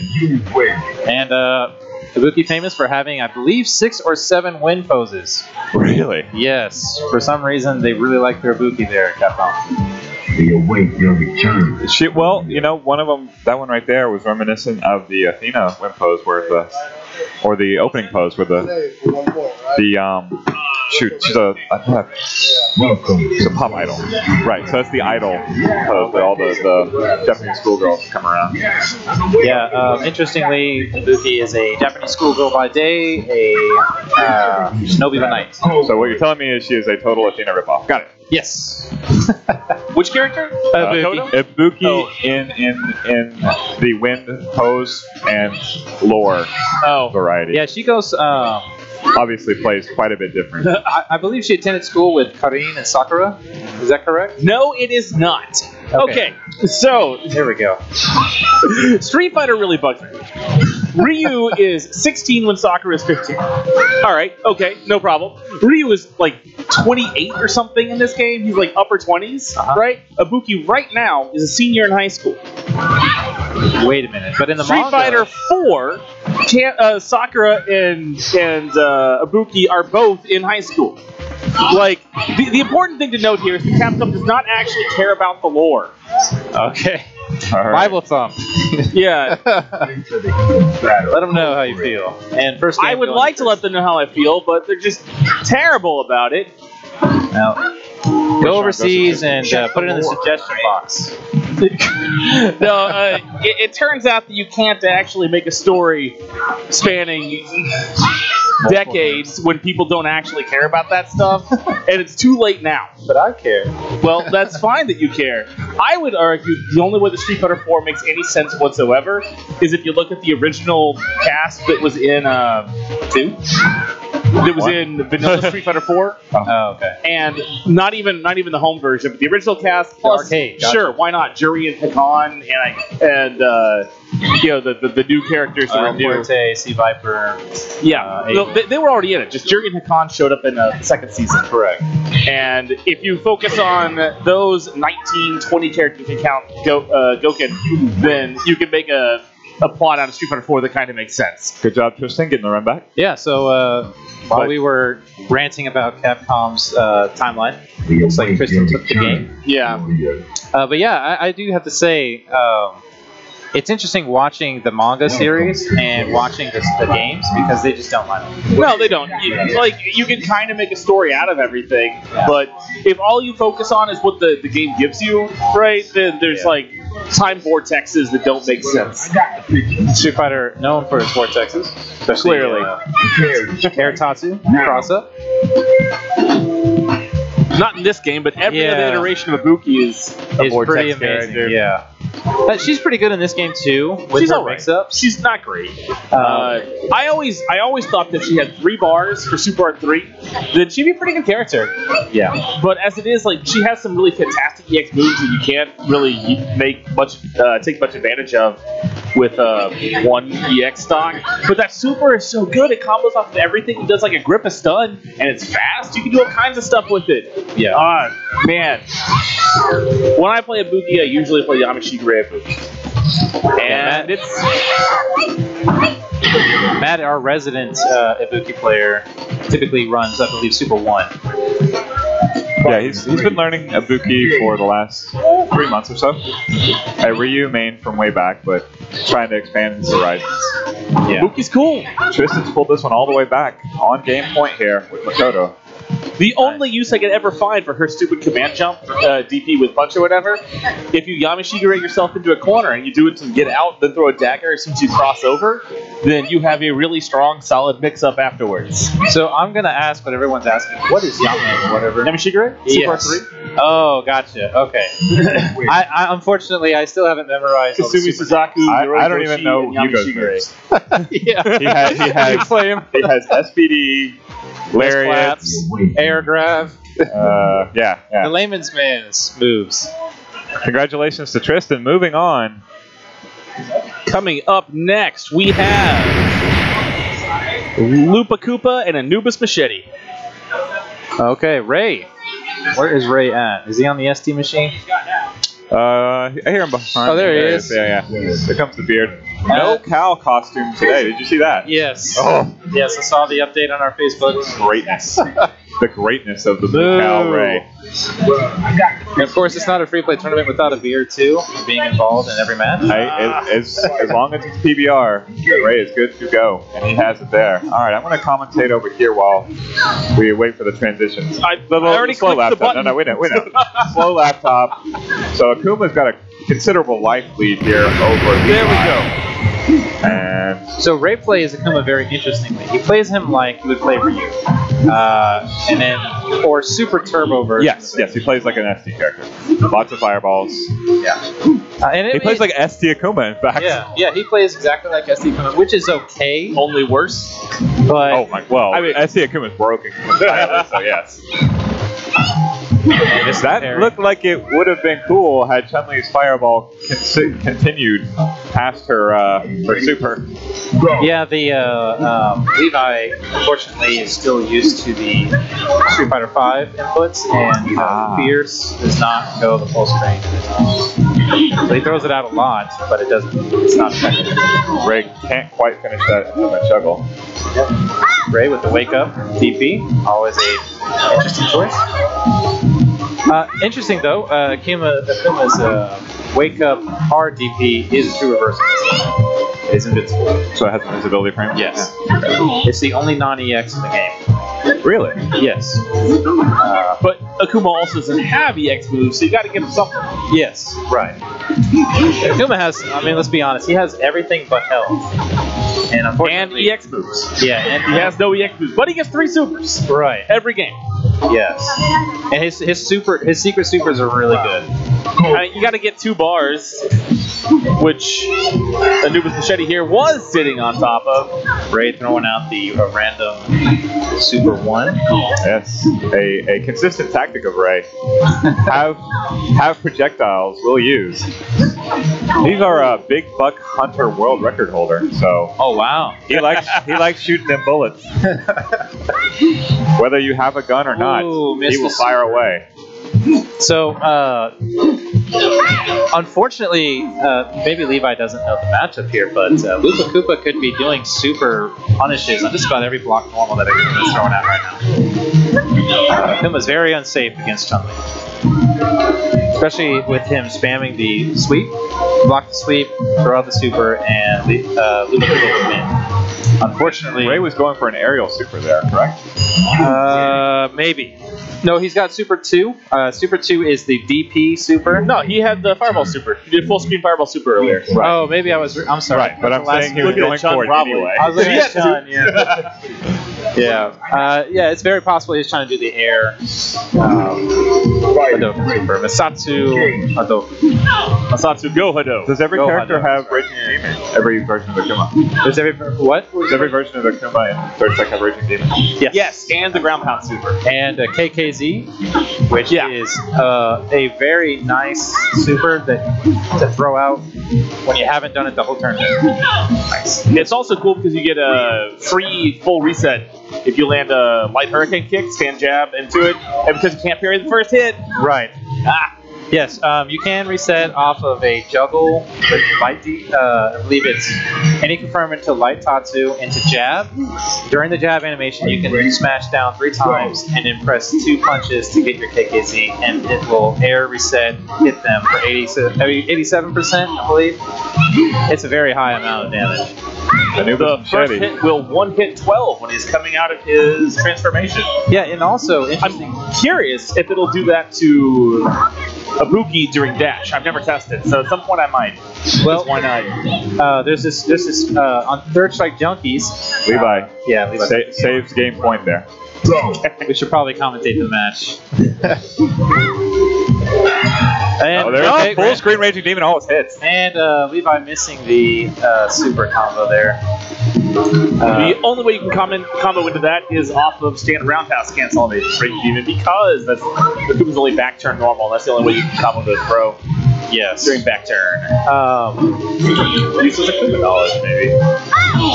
Yeah, the roundhouse, yes, does back turn. Another thing you can do is deep.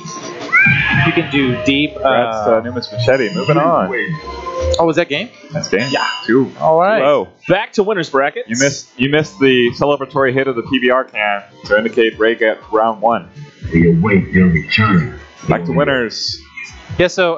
Nasty. Yeah, we were talking about Akuma. Super cool Vic. Nice. Yeah, so the KKZ, you can combo light Tatsu into jab and then ground pound, right? Right. Yeah. Or with the demon, you can do a deep dive kick into demon. You can do a roundhouse. Like demon. Yes. You can do a roundhouse into demon, or you can reset off a juggle, light Tatsu to get right next to the opponent, and during the light Tatsu throw out the demon. All right, everybody's always telling me how bonkers hard this matchup is, Ken versus Hugo. Victor's going with it anyway. Going full bore. Gigas. Looking for some shenanigans later. Fasty McNasty being our grand finals competitor from free play last Jazzy circuit. Very strong player. I believe last time he was playing Ryu. Looks like he switched to Ken for this game. Oh, he was playing both. He was really. Yeah, it was matchup dependent. Very, very strong player. Fundamentals are there. Those combos. Not a bad ST player either. Anytime you can say I beat Sean Crane in tournament at ST, you got yourself a skill. Yeah, it's a pretty good beat. This is a very hard comeback. Ooh. Yeah. Very tough comeback there. Nice parry on the slab. It's the crouching medium kick with the EX fireball to close that round. Interesting about Fasty McNasty. When we swapped out columns for Alpha 3, it was the greatest day in his life at Richardson. Rest in peace, Columns. Is it gone for good? I don't know about that. Well, there were 2 copies of Columns at Free Play Richardson. One in the Black City, one in the Mega Tech. Nice. Oh, it doesn't make it super. And it pays for it. Yeah, solid punish there with the 360 grab. It looks like he could have done the 720, correct? I think so, yeah. Standing medium kick juggle there. There it is. Oh, nice. Some of that. Why? And one more for the road is Ken. Done. Okay, 1 round apiece. And Hugo counting in German for those. Poison does not approve, though. Wants a better Gigas, apparently, from Hugo. Hey, nice parry. I think probably my favorite. Nice. Did parry into low confirm super. Very good. Oh, it's the the jump doesn't get a follow up. Wake up. See Victor's face. I don't think he wanted that crouching fierce down to come out. And then get immediately punished for it. Yeah, for sure. Very tough to parry all of that EX air Tatsu. Bring that mic way close. Throw in the corner. With Ryan.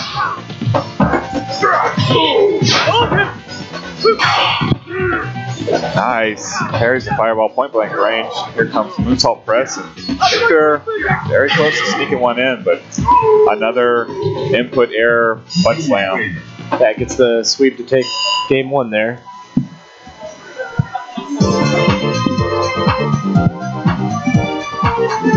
All right, 1-0, Fasty McNasty. That's a big win for him there. Because Vic was threatening. Now it's going to be a long, hard road. See if he sticks with Hugo, or yes, he does. He does. Stick with Giga? He does. He made it count in the first match. Barely missing.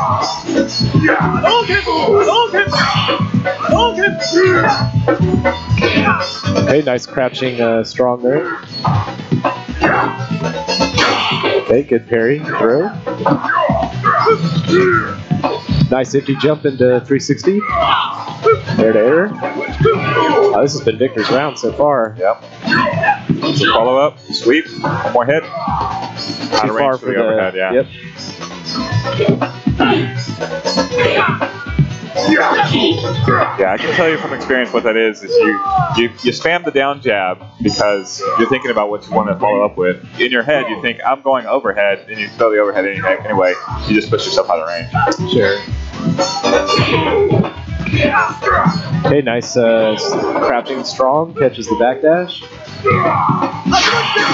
Oh, look at those air parries. Time back, where are we at? You just missed about 6 air parry Tatsus. Missed the money one, though. Okay, gets the crouching medium kick into super. Magic Pixel. That's hard to come back. Yeah. So after that overhead, he could have tried to go into super, but I think he just wanted to save the meter for the next round. Fasty McNasty with match points. Building that meter.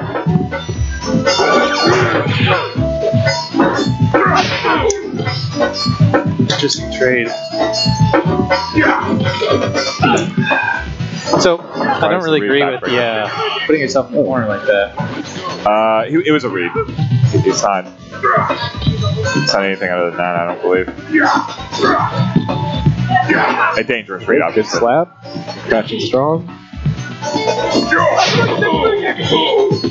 He's looking to parry everything, it seems like. Yeah. Yeah, Fasting Nasty just keeps challenging him on that, saying, I'm just going to keep doing the air tatsu. And Yeah, no, he hasn't had a big punish of those parries yet. Big punish with the parries. We saw that spectacular tatsu parry. okay, gets the empty jump into backwards throw into the corner. Crouching knee kick, no super. Does he get the juggle? Still got Gigas. He's still within range. He needs a miracle, though. Looking for it. Looking for it. Yeah, he gets crossed up. Well done, Fasty McNasty. Takes that 2-0. That's a good showing from Victor, though. Yeah, he played solid. For sure. He made it deep into round 3 each time. Had a chance to win. I mean, if he gets his parry Gigas there, Yeah. regardless, it's going his way. Right. I'm up? Okay. Looks like I'm up, gentlemen. All right, good luck. All right, Consecrated going up, aka Travis. I've just made this assessment. Travis joining us. Welcome. All right. Tristan there. Consecrated's Akuma and Matt going Ibuki. Now, I assume that Matt will actually... I don't know. I would assume he'd flip to Ryu if he gets in trouble, but that might not actually be the case. He might be going for broke here. Just pure Ibuki style. Yeah. Well, Turtles Eli wants to know what Goki, and here he is, Goki CPA. Oh, Oh, nice. man. Big life lead. See if he can finish this off. All right. Shenanigans. Good DP. Yeah, tough situation for Matt there because he's got to make a huge comeback. And yeah, Consecrated can just say, all right, I'm just going to guess on a DP and hope you press a button. Okay, couldn't get the second air parry on that Tatsu. Nice jump back air fireball. Keep Ibuki out. Matt's building meter. Nice juggle. Yeah. Oh, and another one. Wow. And another one. Nice. Wow. Styling there. Let's go ahead and get this round done. Yeah, with that being the second round, no reason not to do that. No time wasted at all. Well done. All right, now the questions to Matt. We're gonna ride and die with Ibuki, The ball is in his court. or do we see Denjin? And we see Den. There he is, Denjin Ryu. That's Matt's actual main, or at least traditional main. He's not joking when he plays Ibuki. Yeah, we'll see if we get any teleports out of Kuma here when the Dijin shows up. I would imagine so. That's one of the reasons Travis uses it. Goki. Come on. Turtles Eli, you got me confused. Nice down parry. Back and forth here. Well, I think both are proper. Ooh. Nice tech. Couldn't get the second one on that. Nice parry again. Oh, wow. But always has an answer. Yeah, this has been going better for Matt so far just because the raw damage output from Ryu. Crouching medium there? Or is that light? I believe that was light. You can tell by the way that he crumbled at the KO there. There's Denjin. Okay, there's the teleport. And He does get a throw for it, so not a complete loss. Okay, that's going to work. Yeah, catch him right there. Consecrated does a good job of doing the air-to-air super fireball. I would guess, considering he basically learned to play here at Free Play Arlington, he's played Matt Johnson more FK Matt than any other player. Like, same for me. Like, I've taken many beatings at the hands of this for you. Oh, yes. Yeah, he missed the DP into the super there. He's got the super, and Matt fell too fast, so didn't juggle. But he still got the round. Now. Okay, DP's a dive kick. Nice jump in, but just jabs, nothing solid afterwards. Punishes the Shoryu. Whiffs the throw, but goes for the sweep. Nice overhead into sweep. Oh, and that's aiming. Got him, coach. Overhead. So took advantage of Matt's tendency to empty jump and look to parry an anti-air. No. Whoa. Nice. What happened there? Brian, what happened there? What happened where? At the end. He got hit.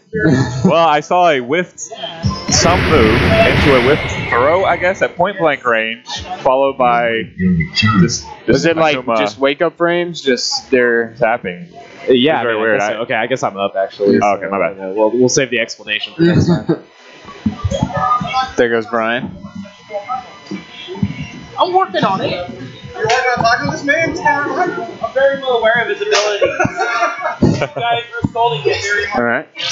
All right, joining us temporarily is producer Arthur. Hello. He's doing everything today. He's producing, he's running the Smash GG brackets, which is an easy task. And we have Elgars against Brian X. Elgars putting on a show with his pink Hugo. The green sun of Brian Over X. the action now and starting the match. More taunts from Elgars. Oh, nice. Hugo Jumps getting in in. Goes for the 360. Gets it. More taunts. Strategically, is that for life, Arthur?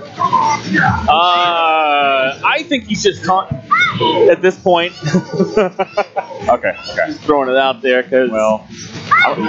Whoa, my guys! goodness. Overhead into super.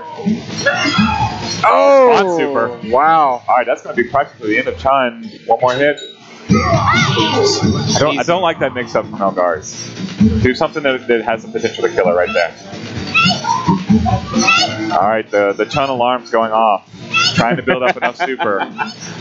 Honestly, I think Brian is just building super for round 2. He wouldn't mind winning this round, but he's just going to put himself in good position with 2 bars of super. And Elgar is just content to. Once he has filled up his meter, he will. And now he's full. I have no idea what Elgar's up to. Oh man. That was an attempted super. That's another one. If she connects, it's over. Yeah. Oh. It's time to get in there. You got 10 Yeah. seconds. Oh. There it goes. Uses his own meter, but now. Well, he made a meal out of that one. Yeah. That's fine. All right. If you're gonna lose, you might as well do it when you have 2 bars and the other guy has none. Yeah, blast. And there it goes. Right at the beginning. Punishes the taunt. Oh, nice. Blocks it. So now life lead not as huge. Oh, and it's just gonna go right back at it. It's a mix-up. Letting him he build that may meter. not try to win as hard for the rest of this round and back up and try to get some bar. Well, now he's gonna try to win. Oh yes. Oh, and he's gonna That was an O. I'm 100% sure. Final round. Wowee. All right, we're down to the final round of the first game. Nice parry. Gonna trade on the drop kick. Gonna get a sweep and another taunt. Very close. Oh, nice. Super though. Interesting. I need to have a talk with Elgars and just have a Hugo summon to figure out if he has some greater, because he's doing fine here. He's not getting blown away, although it looks bad right now. Comes the follow-up. And there it is again. That's what happens when you give Chun-Li all those free super bars. If you'll note, in the first round, Brian X did an overhead when he was off under the screen, and Elgars blocked it high to reverse LSPD. And this round, Brian X remembered that, so he went low afterwards, even though he normally does an overhead in that circumstance. Yeah. Elgar's sticking with the hammer frenzy. See if he opens with a taunt again. I would, maybe. Like, in the first round, what's Chun-Li going to do against you? Nothing. That's what. Not the immediate super that happened in round 2 there. Yeah, when I'm playing Q against Chun-Li, I just backdash and taunt twice. And it's like, what are you going to do about it? Back fierce into Fireball? I don't care. If you can get all 3 taunts off. Wow, beautiful. The only use. Yeah, I don't even know if it's intentional. Whenever I get it, it's a mistake. Yeah. If I'm gonna go overhead, I'm gonna go with the standing fierce elbow. Yeah. I feel like it should be a mistake, but some people are just gonna hit that roundhouse button no matter what it does. Oh, nice taunt.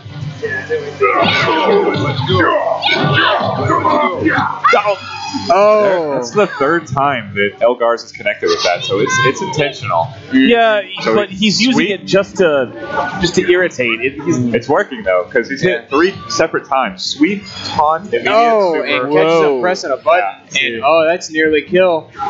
One more hit and that's kill.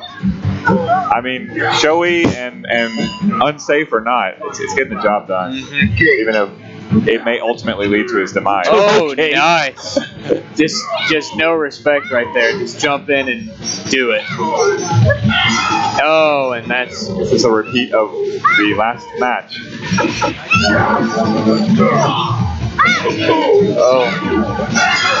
Oh, super from forever away. That was Victor's trick right there. He was going to try an SPD, but Brian's not falling for that. He was on the microphone with us whenever Vic did it. Whenever he was sitting there watching the match in 10 May. Yeah. Like it's a lifestyle. Yeah. Us the Hugo army saw Victor do that, and we've all been trying it ever since. It'll be tested as many times as it can be tonight. Yeah. New high-tech strats. All right, we got Arthur and Alex going at it. So that'll be a good one. So that'll be an interesting one. If you mean 4-0 blowout, you're probably right. Okay, so Thursday. Oh, whoa. Alex did have an Alex. And he was using him, and it seemed fairly fresh, but it wasn't bad at all. Well, Alex is a great player. Yes, Alex exactly. Machine is a great player. Interesting. I think this is just a lack of knowledge about who he's fighting against. If he had any idea how good Arthur actually is in fighting games, there's no way he'd do that. Pick Alex? Yeah. Yeah, Alex, Sayembu is actually really good against Alex. Instead of blockable, Alex is missed because of his tall hitbox. Or hurt box. Yeah. This is a quick lesson learned here you can by see the Alex. look of disapproval on Alex's face there. This is a mistake made. Yeah, you really don't want to get caught. Be careful underestimating us pudgy white guys. I know we look like we've never seen a joystick before, but a few of us can play. Some of us have won the Street Fighter 4 Kumite in Texas tournaments like 2 months ago. They had a Street Fighter 4 tournament? Yes, sir. And you're looking at the champion on the right, FBA Arthur. Yep. Here we go. Activates and the madness begins. What's the kill count going to be? At first, it was looking a lot like Alex. 41 hits. Good. Wow. So that's interesting. That combo only works against tall hitbox characters. That is a target combo light, medium, heavy kick. During Sayembu, otherwise whiff, and so you would lose another one. Oh, that's right there. Well, Art definitely styling. Yeah, very much so. Honestly, Alex had it coming. Yeah, for picking Alex. Well, I mean, he went half speed, and Arthur is not the person to go half speed on. No, I'm not saying Arthur's the best third strike player here. He is not, but he's not. But he also might be the best fighting game player here. So, he's fantastic. From what I've heard, he is amazing at 4. All right, the gloves are off and the gloves are on for Alex. Here comes Dudley. Oh boy! Just immediately into. Okay, I'll just. This is what it should have been all along. Yeah. Because Arthur's gonna. He's got some surprises for that too. Into the corner. Here comes the throw shenanigans. Yep. Oh. Interesting. But nice, getting right back out of the corner. Alex is looking a little bit out of shape with his Dudley. Yeah, I haven't seen him play it in a while. Although the sunglasses tell you how long of a night Alex had. Yeah. Rose, tech. Anything he can do to slow down. No. Arthur during that super time is best thing. Absolutely. Yeah, I got the win with it too. Yeah. Rose. Go for it. That's right there. Anti-air. That is his only good anti-air. Interesting. You can see Arthur being a lot more careful now. Yeah. They're both feeling each other out. Character switch in the middle of the set. It's always something new you gotta learn. Oh, nice. Right into the super. Yeah. There's the Rose, back to the corner. More roses. All kinds of pressure. Oh, nice EX. Hey, Alex shows why he's the favorite tonight. the thing that sucks about the rows, pairing it doesn't give you any advantage. So yeah, then you get the mix up anyway. Yeah, so you might as well just block it and pray that you do the right thing. Yeah. Because if you eat it trying to parry, you're going to take the combo, right? And the parry freeze while you're frozen in parry. Does the rose ever hit low? Yeah, I'm waiting for you. High? Yeah, always a high parry. Are you ready? Go. It does one hit of damage, I believe, as well. Yeah, it's only one. Parries the down poke. Alex into his combo. Got Yang right where he wants, into the corner. Right back into the corner. Kindly and get back to the corner. Oh, dodges the Rekkas. Fighting like a gentleman. And catches perfect right here. Back to the corner. Beautiful. Oh, takes a throw, though. Arthur trying to build some meter. Oh, wow. Parries it again, and wow. Sir, kindly step back to the corner and have this rose. That's a perfect. Wow, man. Back to the drawing board for Arthur. Let's see how quickly he can adjust. Activate. Oh, he's going to activate, but nice, just keeping him away. So this is why Sayembu really isn't that strong in the super. You can activate it, but if you can't land a hit, it's a waste of EX bar. You can't give more than one EX Rekka per full bar. Arthur getting some damage off that corner pressure. Yeah. But it's still close to even. Oh, nice parry. Rarely missed follow-up there from Alex, but he's got the corner, and it is looking very bad for Arthur. Here we go. Oh, but life lead down, and yeah, that's gonna kill right there. Alex that's a good match. That was a good Very match. good. Yeah, Alex. Wow, man. And interestingly the enough, teachers approve, eh? Yeah, good grades, right. I think Thursday he was just killing it on casuals too, and the most consistent A's I've ever seen. Yeah, no, he's fantastic. Did you see? Were you around when he was pairing all those machine gun legs? Oh yes, I was standing in. Yeah, and just in awe. Just the jaw on the ground. Yeah. So the interesting thing about that is it's not. All right, over under on hits of the PBR can from Ray. There's one. Matt. So Ray, our resident newbie to Akuma. All right, I'll give it, my answer is 3. That's over under. Oh, we've got one already.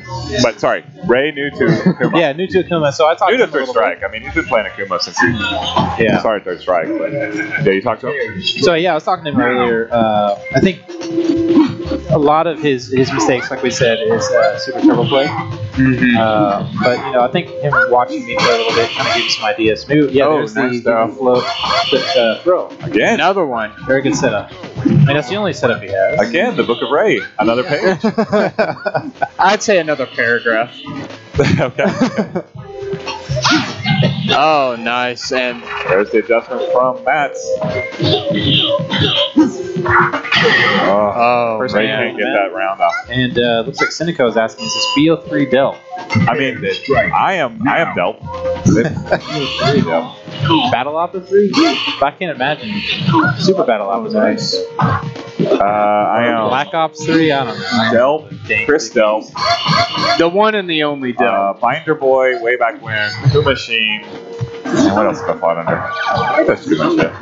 You were a Tekken master, weren't you? Back in the day? I mean, I was a Tekken player, traveling around, doing quite well for myself in tournaments around. But under the name Binder Boy then, and I never really competed under Kimichin. It was always mine. So Matt was very convincing. Yeah, peeled it right back. Anubis had a really good opening round, or at least got a lot of damage, and then it fell apart. Looked like he found something there, but couldn't get away from sticking to it. Up. I mean, that's really what the problem is, in my opinion. I don't know, what do you think, Travis? You're the Akuma player. So Akuma wins this matchup. Unfortunately, he just doesn't know the matchup knowledge. He's getting eaten up by a lot of the high-low mix-ups like that. Yeah. These kids are out of it, but it's going to take a hit on the way. Nice setup again. Same setup. It's not doing enough to get him around, though. So, like I said, paragraph. Yeah. Are you ready? Yeah, so as Akuma, you really want to be up in a Buki's space, doing flip mix-ups as well as short mix-ups, and juggle dash unders. That's working out for him pretty well so far. It's just not getting him a lot of. It's not enough. Not extending to the round. Yeah. No, it doesn't do a lot of damage. It's mainly for Okazumi. And there he goes. Very close to kill here. I think Matt knows that as well. Yeah, Matt content to do a little styling now. Yep. That's it. And that's it. All right, Matt Johnson, FBA Matt, moving on. And the boyfriend is back out. Was that winner's bracket match? That was loser's bracket. Losers, okay. Thanks for joining us, Anubis. Warrior. From a long drive away from 100 yards down the street. You saying he drove here? No, he walked. Yeah. It's like, He might have jumped in one jump. It was We need to get Brian. alrighty guys, I'm stepping off. good luck. Looky there. All right, joining us now is Michelle. All right. Here I am. Expert, big Stone Cold Steve Austin fan, Michelle, a.k.a. Elijah? What was that your name? Isaiah. Eli J. Fake Isaiah. Yeah, Isaiah. Fake Isaiah. A bunch of monikers he's using tonight. So what do you think of the competition so far, Michelle? It's fun to watch. It gets serious at some point. It does. Yeah, one thing I kind of noticed is your Elena play, very solid. Thank you. You keep playing with That's her. the only person I ever picked. Yeah, she's very fun to play, and I think a lot of the buttons you're pressing are the right ones at the right time. Yeah, I couldn't react to what you were doing. Like I was legitimately struggling with your Elena. And speaking about Hugo matchups, we've got Victor here with Hugo about to close the round out.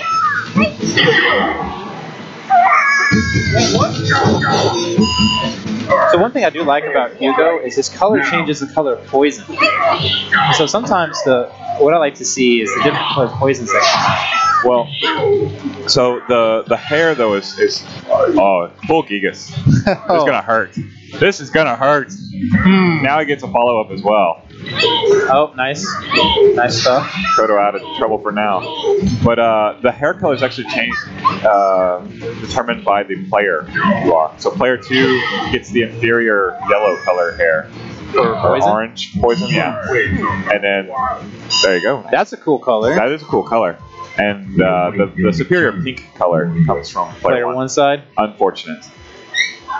So that's when, if you're the Hugo player, you just get there first. I mean, yeah, I guess I have a preference in third strike of player 1, not because of execution, just because the colors, which matter. I need pink-haired poison. Fair strike. Now. This stage is also really cool. There's a Chucky in the background? Yes. And there he is, on the left. He also has multiple paintings of himself. Indeed. It may be his family. He is underage junior, correct? I'm not entirely sure. Well, there's a whole family of them, and they all die in Final Fight. I don't know how Hugo survived. If you've seen the Final Fight poster art, Cody has clearly killed Hugo. Just on the ground, face down, bleeding from the head profusely. But back for third strike, and we're thankful for that, because he is number 1. Yeah. It has a sweet bedroom. Yes, he's got his champion's belt. There's the giant painting of Hugo on the wall there. You're right. The whole family. So many hot links.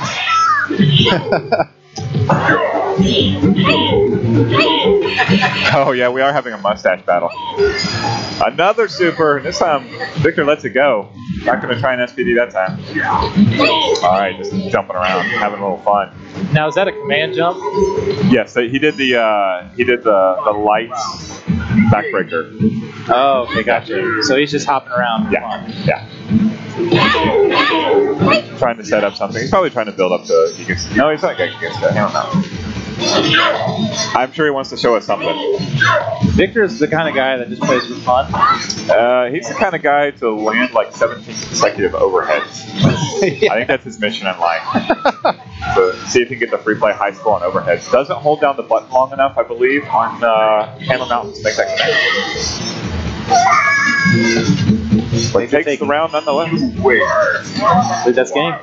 All right, I get to play. And who's Chris playing? We await your return. So, Michelle, what is your favorite game here at Free Play? Hubert. Hubert. Yeah. Awesome. How far have you gone Really in it? good. I haven't beaten the game, but gotten really close to it. Maybe Okay. level 3. Yeah, I usually get about to where you have the guys that jump vertically, horizontally, and you only have one of the UFOs. So I'm not sure how far in that is. I would say maybe level 2. Level 2? Maybe level 3. Yeah. There's a point where you change colors, but you have to change them back. Yes, And right. so it gets really confusing And then what if- squares you stepped on. And I believe some of the enemies, when they step on it, they change the color back to neutral, correct? Yeah. Yeah, that's my wife and I, every time we're here, gotta hit up Hubert. Yeah. One of the It's best. a classic. Yes. So, Brian. Yes. We are looking at Arthur is playing Ibuki. Yeah, going with the Ibuki. With punishes Chris doing standing medium punch there. It's the nice thing about Super R3 with Ibuki, it comes out very quickly and can really punish a lot of things. I never realized it's one bar. Yeah, it's one bar, but it's a very short bar. Gotcha. Sort of like Yoon. Sure. His, Yep. Jitty Jin. Yeah. Yep. In age. So Chris can actually come back. He could come back. Yeah, Hugo doesn't have to hit Ibuki very much, but it can be tough to score those hits because she's so mobile, so fast. Right. And it looks like his high hurt box really puts him at a disadvantage with their jump-ins. Yeah, there's some stuff that Ibuki could do against Hugo because he's so tall that doesn't work on normal characters. Chris fighting valiantly. That's why, even though Arthur is making good work of Super Art 3 in this match, you'll a lot of times see Ibuki's pick Super Art 1 against taller characters like Hugo and Q. It's easy to combo into. Yeah. Chris with the life deficit, see what he can do. I believe one super would put him pretty close to, maybe one clap combo, and that'd be it. Yeah, I'm not exactly sure how much damage Hammer Frenzy does. He probably would have needed a little bit more, but yeah. Arthur taking the first game there. Welcome to the world of I'm waiting for it. Into the heat of battle. Go for it. Okay, right back in there for game 2. Chris gets the taunt, gets the knockdown. Ooh, there we go. Gets the 360 this time. Butter turn. Okay, nice parry into the crouching jabs from Hugo there. Trying to use crouch jab to keep Ibuki off, Nice but combo. yeah, gets the hit confirm into super. Oh wow! And there it is again. Ended up A lot of slam dunks. yeah. So Chris told me how he's been practicing is playing T-Hawk Really? to get the motions down. Interesting. Yeah. Obviously, the very different characters. Sure. T-Hawk more mobile than Hugo. But I think the basic concept is there. Unfortunately, I believe SPDs in this are not 1 frame. They're 2 or 3. I know normal throws are 2 frames. I'm not sure what his pitches are. Yeah. Ooh. Oh. Man throw. Yeah, so Arthur doing a good job of punishing that whiffed air command throw that Chris was trying to guess on. I was hoping Ibuki would jump, but Ibuki didn't jump, and when Hugo lands, Is that a universal overhead that he used to combo into? that definitely works, yeah. Oh, Hammer Frenzy. Okay, is this the start of something? No, gets thrown into the corner. And Hugo's dizzy bar very high. A few more hard normals and he's done. And that's it. Both games going to Arthur. Yeah, quick work from Arthur there. The games, Arthur. Who we got next? Hello, hello. Chris returning from his welcome back. Wrestling match. So it looked like he was Arthur was giving you a lot of pressure there with his jump-ins. Oh yeah, no, Arthur He's trying to muscle me out of Hugo. Okay. He trying to get you to change characters. Yeah, he doesn't want me to play Hugo at all. So he's trying to like punish me for picking Hugo. Oh. It's not gonna work. I don't mind. I can take all the L's. Character loyalty. 100%. Well, I mean, Third Strike is not my game. Right. It's not my game, and that's okay. I still appreciate it. I like it. All right. And so I found an entry into it, in which is I pick the character and I'm enjoying it, and that's the level in which I'm enjoying Third Strike. So Hugo and me roll all the way through Third Strike, and it just doesn't matter how many times I lose. As you said. Now, maybe in the future I'll switch to Chun-Li like Brian. Just because I don't know. I feel the need. No, it's not that. I mean, like at some points, maybe, but right now, this is why I'm enjoying the game. Okay. And I know I have a lot to learn, and it's fun learning. Oh yes, definitely. Third Strike fundamentals don't always carry over from Super Turbo. Oh no! I get so many EX moves because I piano input things. So just a heads up, we've got the name switched here. Yes, okay. This is Elgar's on the right, and Ducky What. Ducky What playing Finn and Elgar's now. Hugo. Yeah. Oh, the name swapped. Yeah. No, you're good. Okay, so Ducky What gets the character forward to the super. Nice there it is. Back Okay. roundhouse. So the jump up back roundhouse. You see it? Yep. What is that? Why is it happening? So that's something that a lot of players will do against Hugo because Hugos like to try to command grab as they're getting up whenever their opponent is right next to them. So if your opponent jumps late and either does neutral jump or jump back with an attack, that's a good way to hit Hugos out of their command throw again a lot of times. Now, would his command air throw, I don't forget what it's called, backbreaker, would that beat that? Probably not with a jump back roundhouse because backbreaker, it's almost more predicative, right? Like it has really bad priority air to air against attacks. It won't grab a lot of attacks that it touches, if that makes sense. Gotcha. So, like, how do you feel about its quality as an anti-air? As far as backbreaker or yes, just backbreaker? Yeah, I think it's pretty terrible. It's something that is useful if you predict that the opponent's going to jump at you. The weak version of it, you can use if you see an early jump from your opponent that's close to you. You can just do that quickly and go up and snag it. But if you're trying to react to a jump and attack, it's usually not that good. That's what I've found as well. Almost every button seems to beat it for me. Sure. Very nice air to air. And Elgar's with the jab out, taking game one. Herb Durkin, I see your note there about Hugo's tall hitbox. Is he on the phone? Elgar's taking phone calls. Maximum disrespect. Welcome to the world. Hold on, I got a match. Yeah, right. All right, Elgar's up 1-0, but it's got a hot date after this. Yeah, apparently. Just confirmed. Maybe with poison. So, will he go ahead and convert?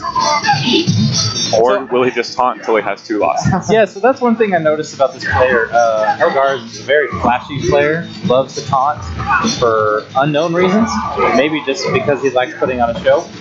Yeah, I mean, he's definitely taunting for the damage or the defense increase with Hugo. Get some extra life, but he's doing it at the wrong times. Yeah, it's very hard to make it save.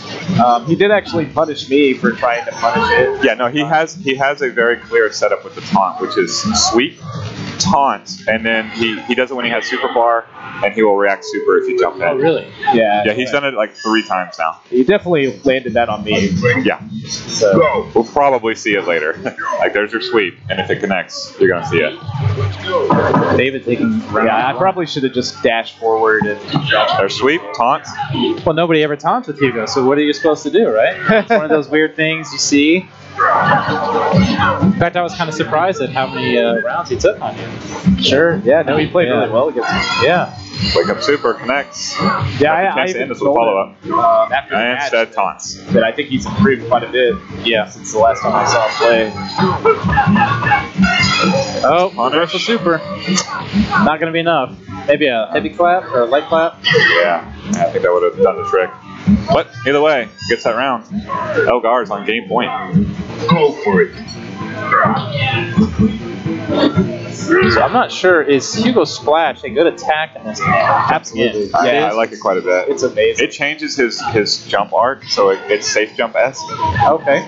So yeah, it's active forever. It crosses up. It leaves you at tick throw range. If all they do is block it, you can land at 360.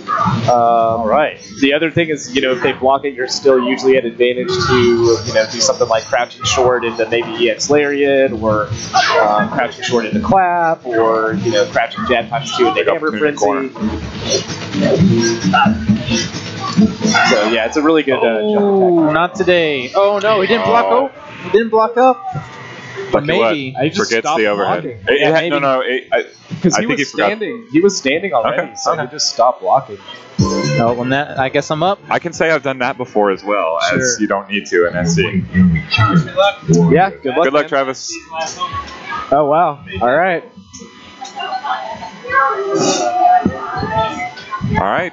Everybody's favorite substitute commentators here. Welcome. Hey, welcome back. We don't see the mustache on stream though. That's. I know.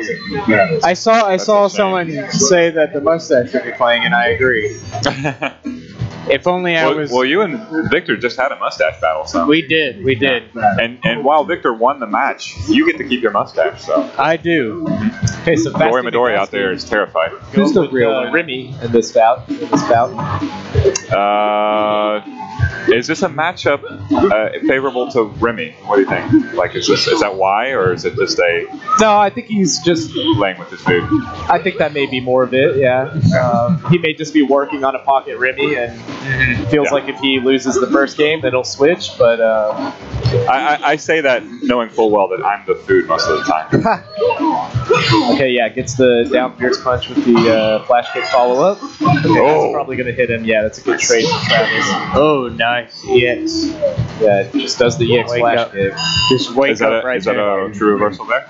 I mean, it's definitely his best wake-up option, for sure. I'm not sure to what degree the invincibility is, but it's definitely good. I believe it was you, Brian. I was asking to tell me about Remy. Yeah, absolutely. What am I looking at here? Okay, so he gets, other than repeated. Wow. So that's Remy's one good confirmed move right there. Close standing medium kick. It's like a knee, and then he can get Super R2 off of that, the flash kick super, like he just did. So most Remy players will stick to that super for that very reason, just to look for that confirmed combo. That and they really want to be playing Guile. Sure. Remy also has an interesting quirk where if you have your opponent in the corner and you do neutral throw, you can get a flash kick combo like He's even got the blonde hair color. He's Well, at just least Guile with his hair down right now. At least in this. I do understand. No, I know. But Fasty has actually picked, faux Guile. Big Guile. Well, yeah, so he's going with the Christmas Remy, right? that's what this color is. He's getting in the spirit. Yeah. He's actually gotten consecrated to back off of his Akuma. Yeah. That's shocking to me, actually. I think he knows that with the damage output that Chun has in this matchup, with the increased health as well, that maybe he just felt better about staying alive longer and not having to land as many hits. But I mean, Kuma has phenomenal damage output, but yeah, the life difference is significant. Got himself a life lead here, fighting for his tournament life. He's consecrated. Yeah, dude. All right, so is Remy a turtling character like Guile? So Remy is essentially the only zoning character in this game, but because it's third strike and there are parries and that sort of thing, it's sort of catching and pressing a button. A spacing zoning, and you still want to kind of dash around and get in their face sometimes. Nice. Wow. Do things like that, parry their jumping attempt and take anti-air. Oh man, Remy going shirt off. Looks like I'm up. Brian is up. All right, good luck, Brian. Levi, nice to see you. You have a good night. Yeah, I'll make it out. All right. Alrighty. So it's Brian and Alex, which is one of the matches we've been waiting to see. I mean, that's really the highlight of any free play Arlington third strike tournament is Brian and Alex. So and the question is now, Will we have a Daigo moment? Into the heat of battle. With the fairy. Yes. Yeah, so Oh, wow. Right into the action here.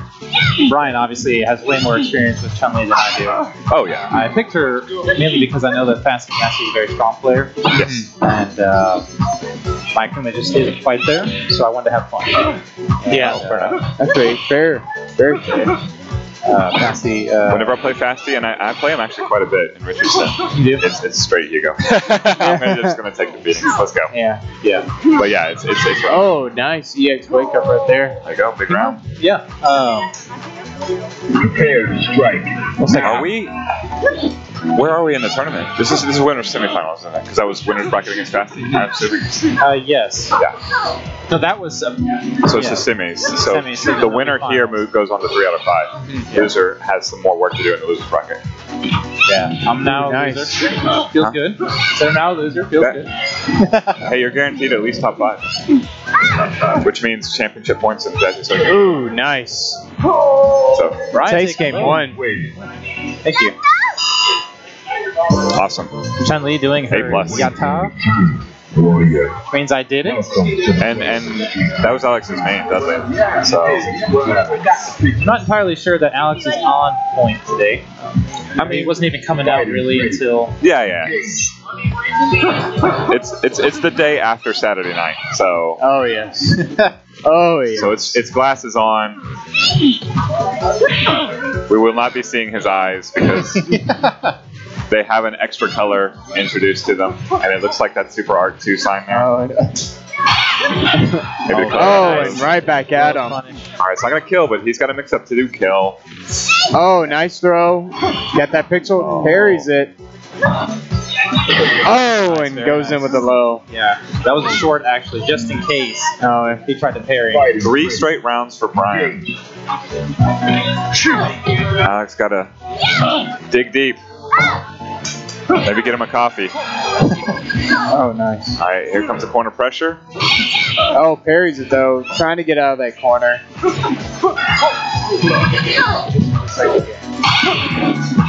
There we go. Oh, wow. Okay, much closer second game. Alex was back in the corner there, using the throws to set up the overhead. Sorry, guys.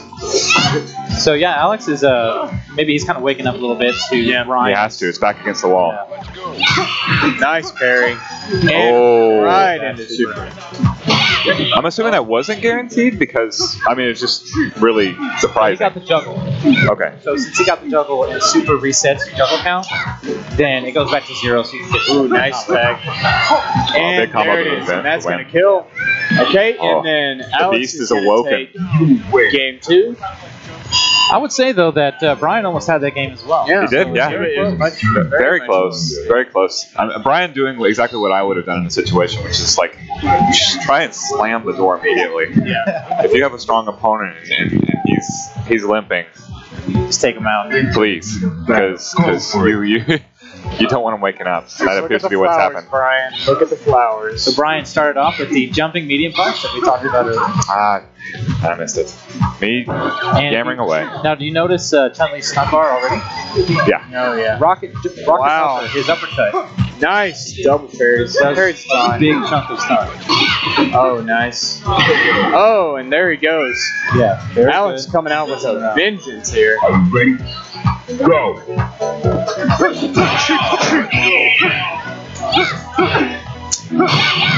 Alex seeming to find his stride now. Yeah, he's oh, and that's gonna all hit. the right reads. Oh my goodness. That was it. Wow. All right, so Alex into the finals against Fasty McNasty. What's up? Yeah, that's game. Yeah, that's it. Oh, does he stay? I don't think so. Wait your return, warrior. Is it winners finals or? The losers bracket now. Alex, what was the count? It was 2-1 Alex. Okay.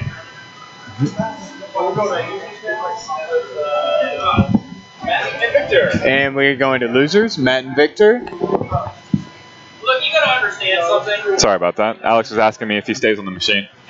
He's looking to change the format a little bit into a ladder Mortal Kombat style, where you just sort of line all the opponents up against Alex and his dark reflective sunglasses.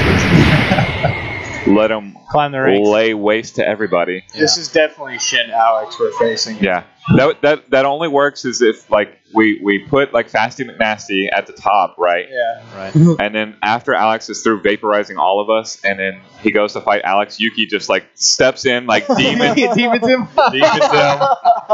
sits down, and here we go. Oh, that'd be funny. It'd be just like the Shinakuma into CVS 2. Yeah, that'd be so cool.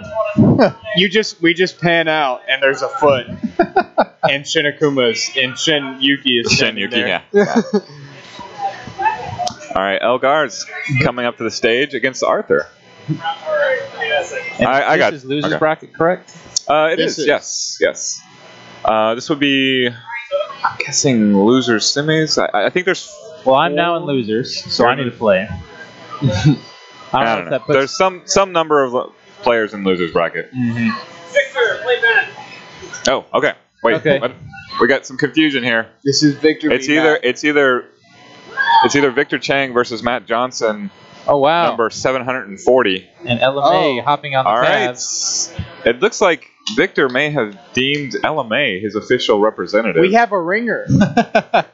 I'm pretty sure this is illegal.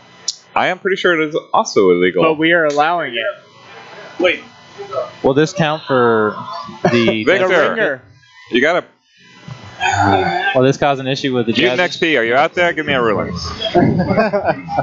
We have Victor subbing in Absolute Cannon Fodder LMA, who just downed the 2 shots of something. I'm assuming tequila. Now, I love seeing LMA play. I really, truly do. Facial reactions are on point. But, if only we could mic up. I'm really not sure. She's trying to parry. It is Magdalene. My bad for getting the name wrong. Magdalene. Her alter ego. So one thing I do anticipate seeing is a lot of legs. A lot of legs. Actually, I'm seeing a much more conservative LMA. She's clearly like. She knows the legs is where it's at. Okay, now this is more of the LMA style that I'm accustomed to. If we were playing Marvel vs. Capcom, we would see a lot of supers coming out. She's holding her own.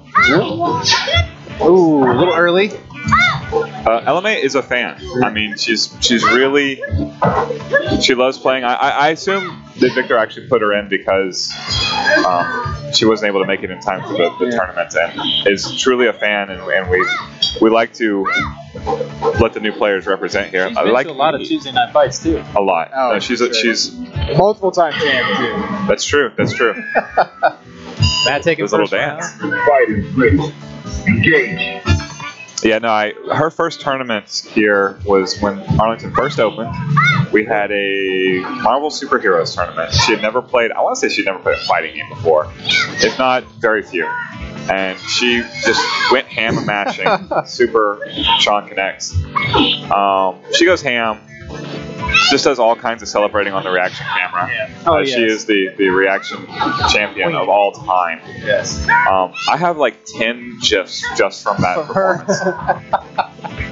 See, she's blocking. She's learning the hard way. I mean, she's playing all these games, and it is sinking in. It's just, it's slow. And she hasn't taken the time, I don't think, to really learn like an execution character. More legs. No. Matt, very disappointed in himself in the win there. So it's once again Sean. But if you notice, her legs are calculated. She gets them when she wants them. So she's learned how to play this character at a fundamental level. Throw out legs, jump around. I would say maybe for Super Turbo it would be a little more efficient. I'm not sure. I'm sorry, what was that? Maybe for Super Turbo it would be more efficient. Using legs more often than yeah, for sure. It's a great poke. And going with the black Chi Pow. Yeah. Which is interesting because it looks nothing like a regular Chi Pow. Alright, Matt's trying to parry all the machine gun legs. Oh, yeah. It's not going to happen. You are not Alex, sir. Yeah. I know Alex. And also, you are no Alex. Interestingly enough, you can just keep matching it. It can turn into about 20 to 30 parries. Yes, which is what we saw earlier from Alex. There we go, Mac Daddy taking a round here. Prepare to strike. Now. We'll say she's sitting at the cabinet, which is a rarity. She prefers the stand-up cabinet because that first experience we talked about was on a stand-up Big Blue. Trying to shake off a little rust in the left hand there. She says that you don't need the left hand for machine gun legs, so let's just go with that. But yeah, I actually fought her third strike Tuesday Night Fights, the last one. You were partners, weren't you? No, we came up against each other, and she was standing up, so I and you pulled it. I remember. Yeah, you pulled the I threw the chair away and stood up as well.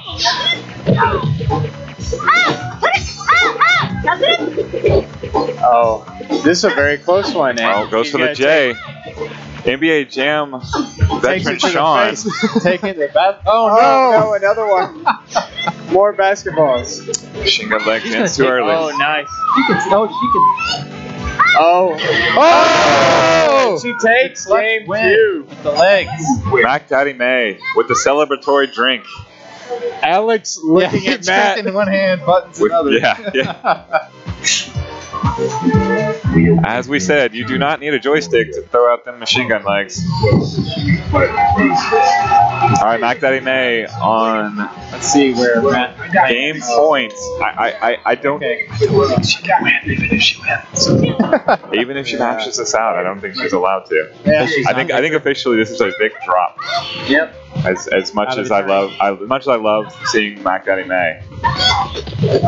We have rules, sir. You know, ironically, this is Matt's. Oh dear. Oh. Not gonna get The pure dismay from LMA. Stop tearing my legs. Now she is coaching. She calls out the throw. Yeah, she is actually playing, professional wrestling, telling the other opponent what she's going to be doing on her next attack. Yeah, calling spots and everything. I'm going to be throwing you. Alright, so we're going to throw now. Oh, EX legs. This is An the way. ESU play. Ooh, actually, very good. All right, combo there. just going straight super turbo there. Yeah. Jump over kick. And there's the EX slide into grab. Going for the mid-round drink. Another celebratory drink from LMA. Mac Daddy May. Unclear whether Matt told her who won. More legs.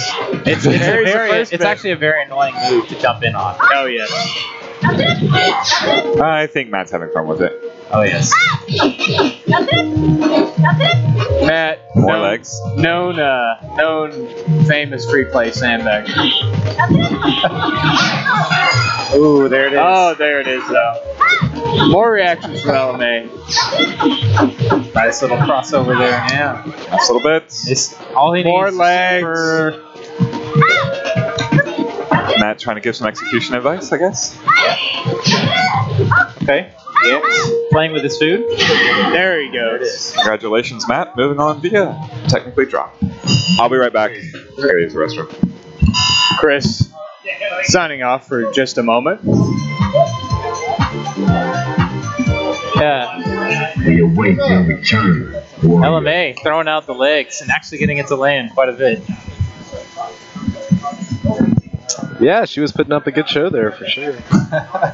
One thing I noticed is her play style at the beginning was very smart.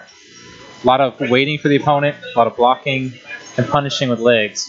And then, of course, She got a little more reckless as, as things went on. seeing that classic. Sure. More sips of tequila. Yeah, that can do it sometimes. Elgar is going against Arthur. Oh yeah. That could be the tough thing about tournaments of free play. You have to battle both your opponent and your own alcohol with it. And this is kind of what I anticipated seeing. Okay, so Arthur with the Buki with the jab pressure here. That's really tough for tall characters to deal with. Fake gets the overhead. Garge puts him right in the corner. Does he actually have a wall that comes out faster than jab? Faster than than a Buki's jab? Buki's jab. No. I don't think so. No, he has to just try to parry it. Very nice. Oh wow. Throw Okay, right nice dash through Good crossover. stun, and that's gonna kill right there. Arthur with the tricks there. Going for the post win double. Ready. Missed it. Engage. That's not something most characters can do, but Ibuki can cross up her opponent by dashing through them when they're on the ground. Yep, jab pressure. Okay, blocks the overhead, so no. Very good. Jumps in. Just about even up on life lead after that throw. Okay, gets the crouching strong. That's a great hook for Hugo. Arthur with the throw, the dash through. Okay, yeah, nice. And Arthur taking game one. He was very hungry. Yeah, nice conversion from Arthur there. And one of the things that's really cool about Ibuki is she's got some ways off of anti-air attacks to land normals that launch the character up into the air, and then she can fly up and follow up afterwards. Yeah. Yeah, Ibuki's a very fun character. Oh yeah, I wish I knew how to play her because she's so cool. But interesting thing, at the 30th anniversary collection, I played her in Second Impact a little bit. Broke out. Absolutely broke. Yeah. Oh yeah. In Second Impact, she's insane. Yeah, she's definitely one of the best characters in that game, without doubt. Okay, there's the jab pressure again. And see, he can't really do anything unless he can get a parry here. Okay. Arthur stops and Elgarth gets him off. Back to neutral. Wow. Jumps in with the nice combo. That must be a Hugo only combo. Or a tall nice stun, but yeah, this is a really hard matchup for Garth here. Jumps in and just throws him. Yeah. Fighters ready. Arthur knowing he got away. There's a lot of shenanigans. Okay, Arthur being patient here.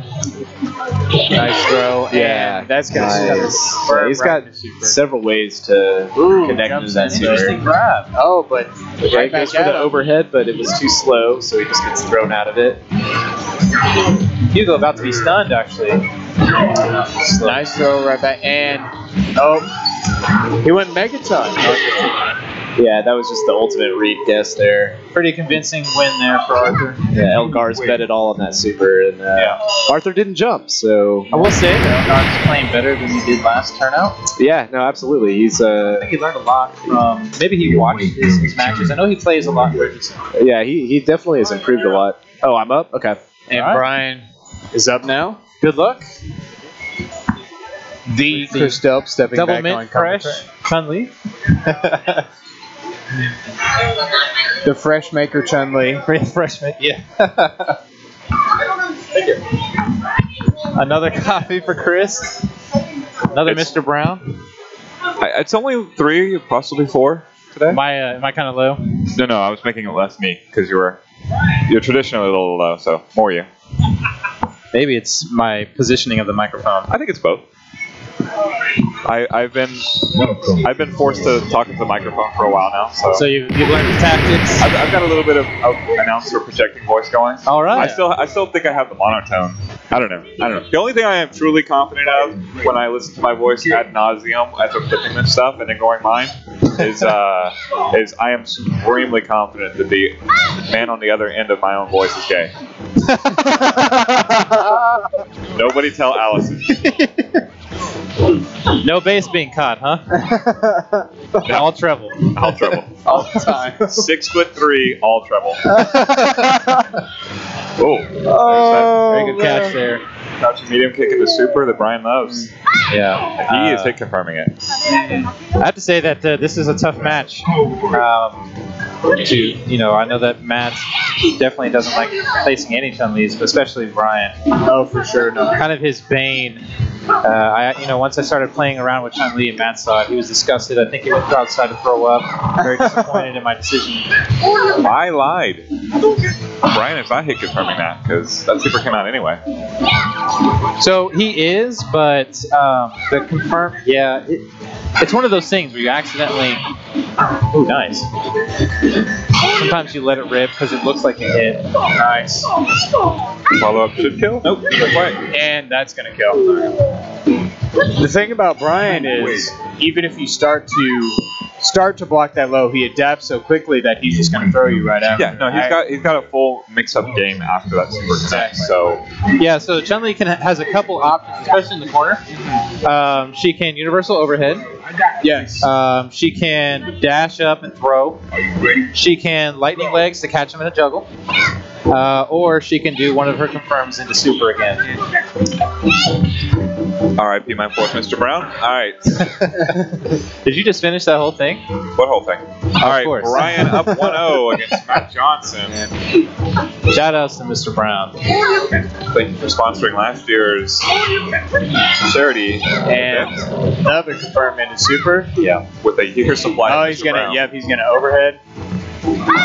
Yeah, did we ever get a picture of the guy receiving the... Yeah, I do have it, yeah. It's on the community group somewhere. But yeah, his entire living room is full of Mr. Brown. It's fantastic. And I'm so sad it wasn't me. Game point here for Brian. Yeah. And I don't think Matt really has an answer. yeah, I think you're right. I think you're exactly right. He just doesn't have an answer. He's trying to go through the motions, but it's No, it's not. It's not enough for Brian. Brian's shot. honestly, if I were Matt, I would go back to the drawing board and just I think his Ibuki is really where his heart is. yeah. Well, So in that he case, switched just to ride and die with yeah. the Buki. Yeah. I know his Ryu he has a lot of plus. experience with, but Yeah. sometimes you should just play the character that you enjoy. Yeah. Oh, I'm up. All right. And consecrated. Going up, Trev. All right, we're reaching that point in the night where all the good players who know what they're doing are stuck playing. Yeah. And now it's just us two idiots. And it's the peanut gallery on commentary now. That is 100% true. Tristan and Chris, your peanut gallery for the day, commentating FPA Arthur and FPA Consecrated 2718. We know what we're doing. Or at least we can read. All right. Arthur going to Chun. First time tonight, I believe. He's been playing the Hugo Army, so he's been counterpicking. Oh, yes. Yeah. Parries it, throws right after. Nice fireball of his own. Dive kicks and doesn't get anything off of it. Man, he's just running him over, Arthur. That's Funky Swink. Yes, Brian is good with his parries. It's usually forgotten because Alex is always putting on such a show with his parries. Yeah. It's a less flashy way of doing it, but Brian's parries are very much on point. Alright. Sweep, trying to get some offense going there. Jump up and super. Oh, not sure what is right for into there. Full combo, universal overhead. And, well, Travis knows the playbook, but that doesn't make it any less good. Arthur winning rather quickly. If I was sitting on the board op computer, I'd be playing my That Was Swift drop right now. We await your return. Oh, no, wrong computer. There's like 4 laptops there. Not one of them stream worthy. I mean, oh, actually, I should up in the store here. Right. Thanks, Tough Gnarl, for the follow and the boat guide GIF. We always appreciate the follow and the boat guide GIF equally. Yes. Check the lore. We love it. Nice throw. Really getting a lot of mileage out of that throw, but Consecrated has one right for him.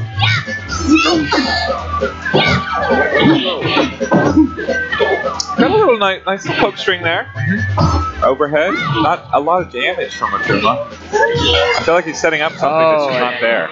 Super right there. Yeah. And then, he lets up one time, and, as Django says, there you go. Mid kick super done.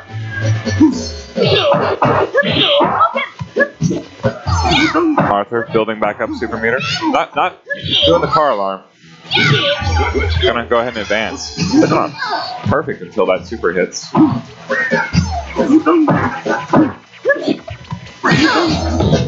Yeah, Consecrate's really trying to get something here, but can't seem to find his rhythm. There's that Wake Up Fierce DP as a reversal that he was telling us about. It's about the 3rd time he's Tatsu'd over the top of Chun's head. I think he's trying to set up a cross-up, but it's not fast enough to catch Arthur off guard. Arthur parries that. Right, and Ibuki's been doing a much better job of doing that quick instant cross-up. Yes.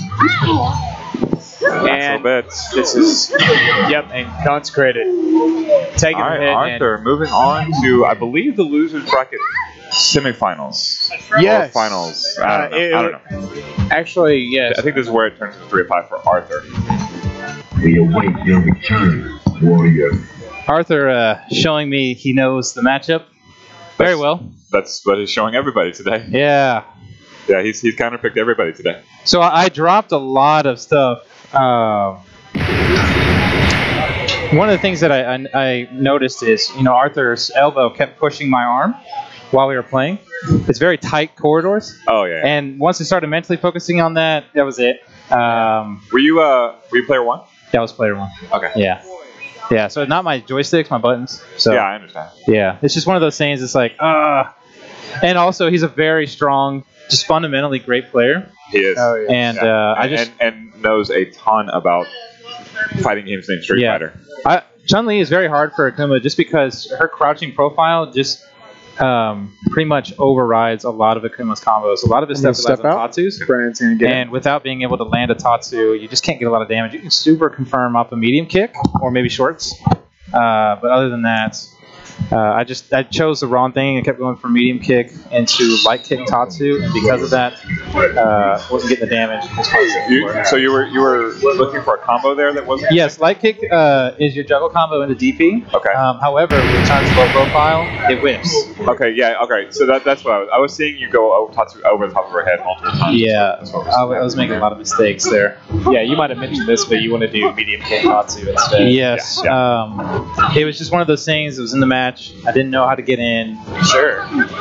Basti going with Ryu. Very good first round. Yeah, huge damage. She's 3 of 5 winners bracket final.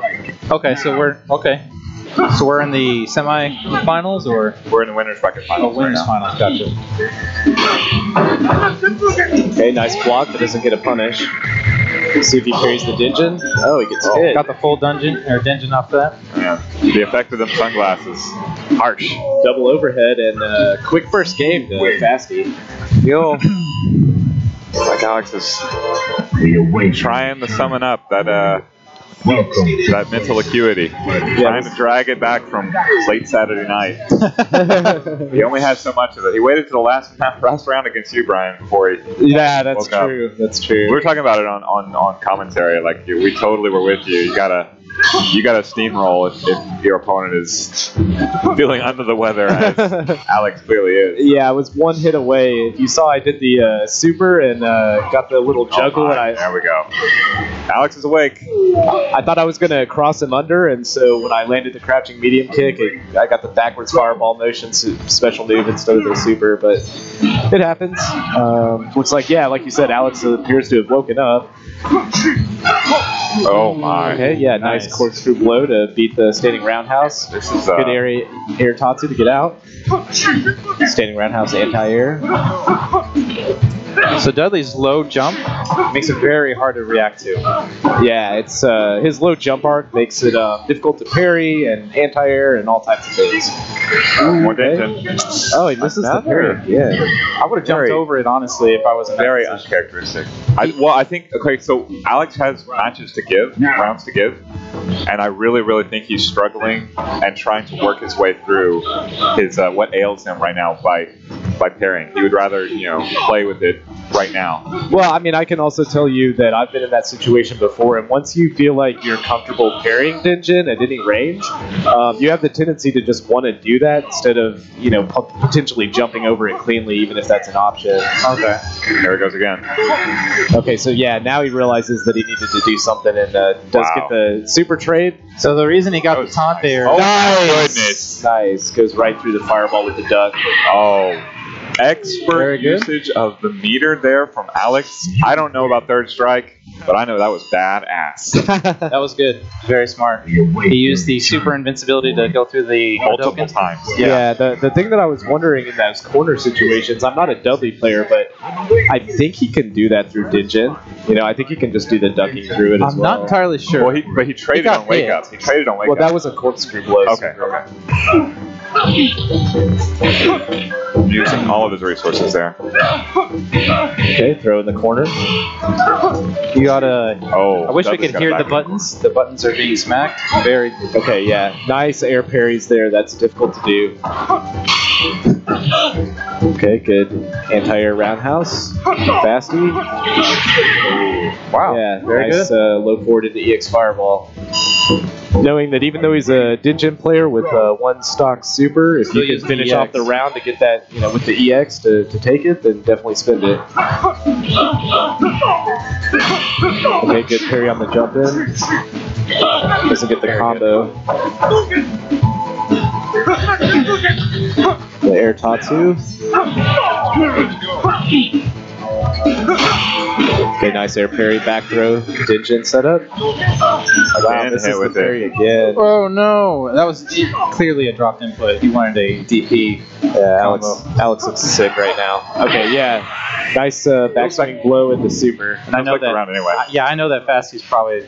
Yeah, that's a huge round. Okay, throw in the corner. Goes for the overhead, but gets the DP afterwards. Very good air to air. Okay, yeah, it doesn't get the parry on at that time. It's difficult. Okay, nice machine gun blow combo after that crouching roundhouse. Overhead confirms in the super. Have a rose. Nice jab, but wasn't enough. You win. And Alex starting to look like he's. 3 out of 5. Yeah, Alex looking like he's downloaded, adapted, and overcame Fasty McNasty's play. Welcome to the world of Street Fighter. Yeah. Well, I got the picture. Let's find All right, one more time, at least. Fasty sticking with Ryu, doesn't want to switch to Ken in this match. And that means he's stuck with Ryu for the remainder of this. So what is your opinion on Ryu versus Ken facing Dudley? I mean, I'm not a Ken or a Ryu player, so I don't have a great opinion on that. I mean, I think both of them do fine against Dudley. I mean, Ken doesn't really have a lot of bad matchups. And, yeah. I would say maybe Ken slightly outweighs just with the Super 3 having such a fast startup. He can react punish a lot of things. I think the thing that's nice about Ryu is that he hits like a truck. Yes. So he's one of the few characters that hits as hard as Dudley does. And he has good stun. If you can get the Dingen into stun, then that's a huge way to winning the round. I think Fasty may actually be playing on, Alex's uncharacteristic. Yeah, see how he's having trouble carrying the Dingen here. That's insane. Yeah. Yeah, I think he's taking note of that, and that's why he's sticking with Ryu. In my uneducated opinion, I will say that against Fasty in the last Jazzy Circuit tournament, I couldn't parry his Dingen either, and it kind of surprised me as well. So maybe he has he has a secret way of manipulating it to like roll canceling in CVS2. So Fasty, there's the rose, eats the EX. What was that move? EX machine gun blow. There you go. Yeah. And Alex. And with that, gentlemen, I really enjoyed my time on commentary this evening. Oh, you out of here? Yes. Travis, thank you for joining us. Yes. You did great. Had a great time. You did great. Thank you. Yeah, great seeing you as always, man. Yeah. I'm gonna want to take salty run back with you next another time. Yeah. I'll take a look. No, that works. Yeah. All right. Okay. Hello. Let me see if I can hornswoggle Matt into this. You done? All right, let's go then. Welcome to the world. all my knowledgeable play-by-play people, when it comes to Third Strike, are busy playing. Yes, this is for Jazzy Circuit points. All right now. Right. This is losers bracket finals, I believe. Yeah. Was that the only fair fight? Is a chump fight? Yes. Both fighters have their car alarm ready. Yep. Both of them are ready to hold down and press kick at any moment.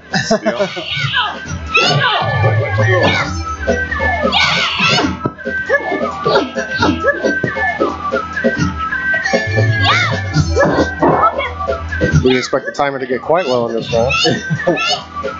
There's the alarm. Hey. Just waiting for that second round.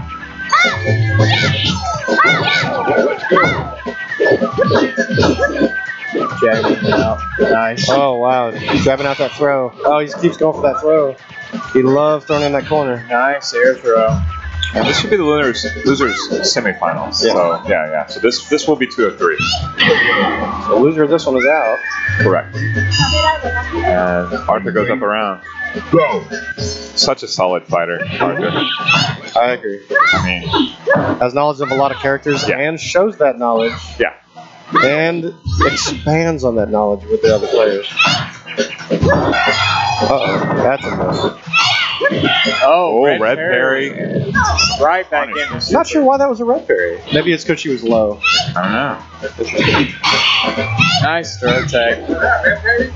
Yeah, it was Red Perry. Yeah, I don't know. That's what I was just saying. Because she was blocking low, maybe? Everyone confused. Interesting. Round. Go for it.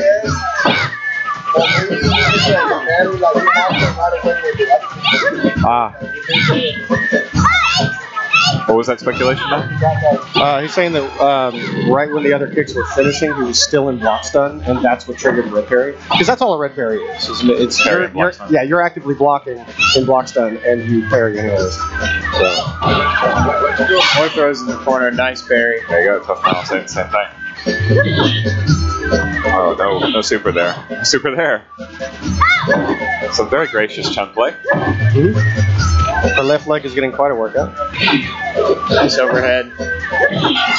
Oh, and he's going to get the super connect. And the juggle. Might end it. Oh, with the wicked juggle. Nice. What a good juggle there. Clutch play from Arthur, going up 1-0 on Brian. Sacrificing power for style. I dig it. So it's game point Arthur. Looking to break his way into the top 3. Warrior. Very good Welcome to round. the world of Street Fighter 3. Yeah, that was super close up. Well, I got the picture. More Chun-Li music. Now.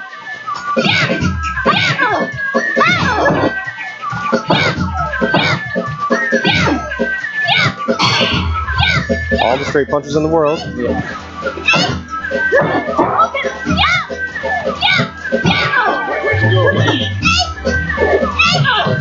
I'd like to call this handsies. Yeah, I feel you. I feel you. Because the range on that punch is ridiculous, along with the damage.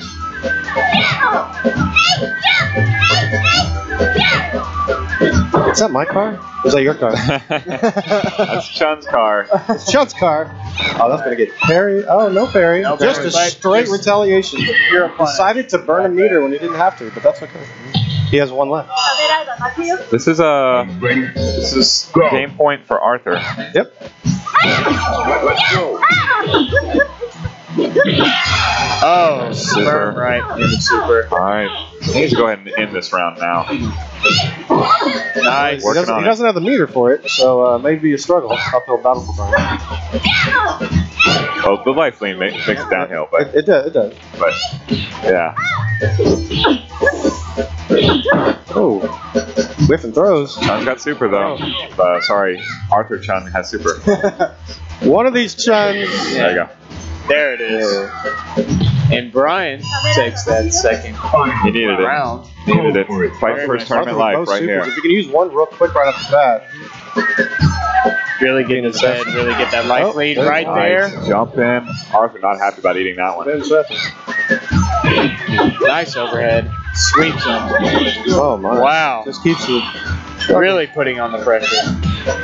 mix up like crazy.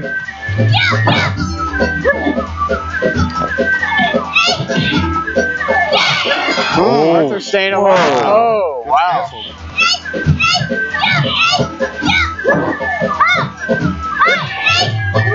Nice. So I believe that was a standing medium kick into super, parried, and then interrupted with a crouch light. He immediately crouched light once he got the parry, but his switch canceled. Nice. Well done, Brian. Just stares right at the Chun-Li train and walks it back. Good job. Very nice. Another close game in this match. Let's see if he picks Chun again. I think Arthur wants to win. Absolutely. Arthur always wants to win. Yeah. Well, If Arthur says he doesn't, I don't think so. If Arthur says he doesn't want to win, he's lying to you. Yeah. Okay, Yang. Yep, going for Yang. Oh man, the super chain on this Yang is ridiculous. That's what she said.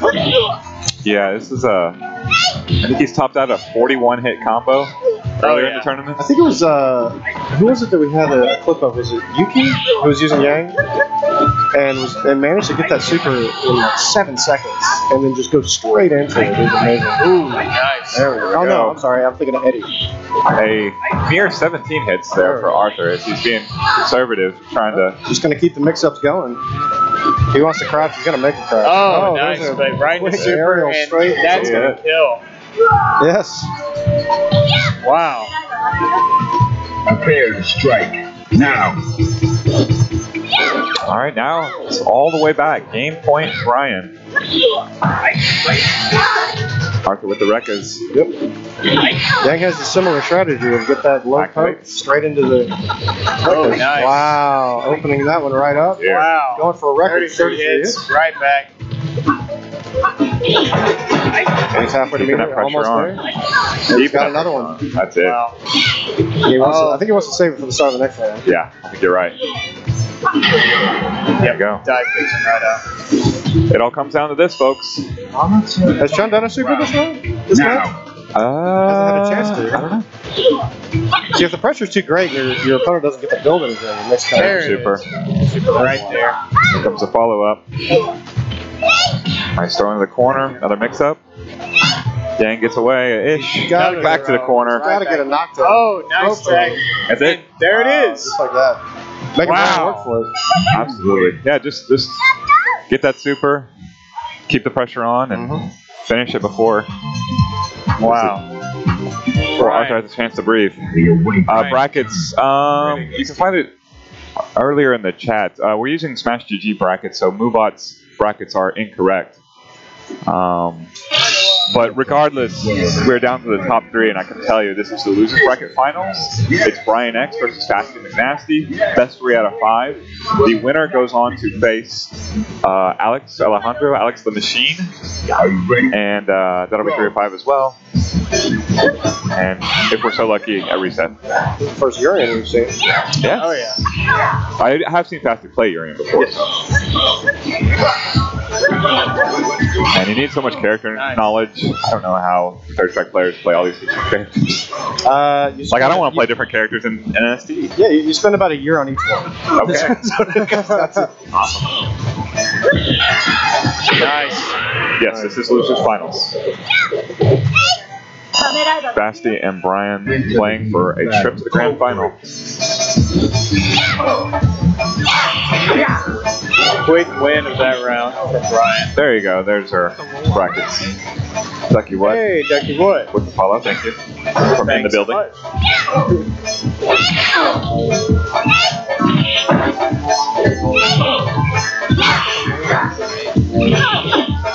Gurnison, thank you for following. It doesn't get a combo off that. It looked like... Oh, nice. Just confirmed right back into it. The problem is that it ate too much on Sean on the blocking. Gotcha. Brian isn't able to finish him off. Oh, Fasty. Quick shoulder charge right there. That's unusual. Usually Brian is going to follow up that Sun Super with some heavy pressure. A lot of respect here for Fasty. Barry? Nice carry. Into A. Oh my. Nice. Oh my. Back into it. Somewhere Angela is very, very happy. All this high quality Urian play.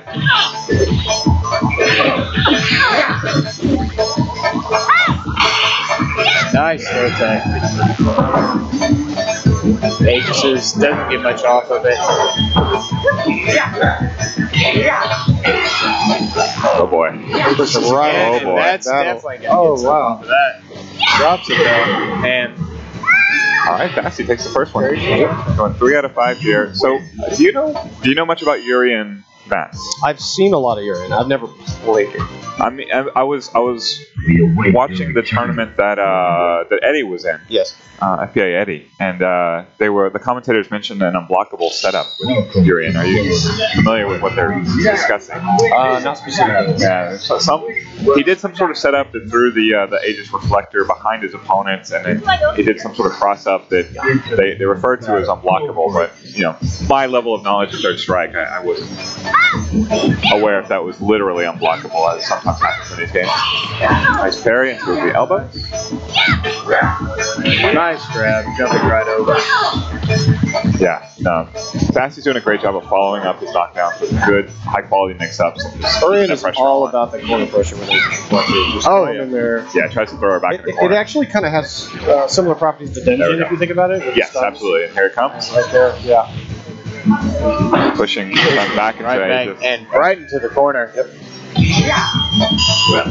Brian trying to figure this one out. Go for it. Going first to 3 here, so it's not game point, Fasty. But yeah, Brian has some work to do. Nice. Super. Firm into super. Let's see if he follows it with more pressure like he normally does. Oh, lifts it. If he was trying something fast, he stuffed it immediately. Back to the corner for you. Yeah, his neutral jump on that throw is pretty much what stopped it. Yeah. Okay. Turtle Power has the unblockable force. Nice. Firm right back into super. Brian needs this. Oh. Doesn't Can't convert. get much off of it.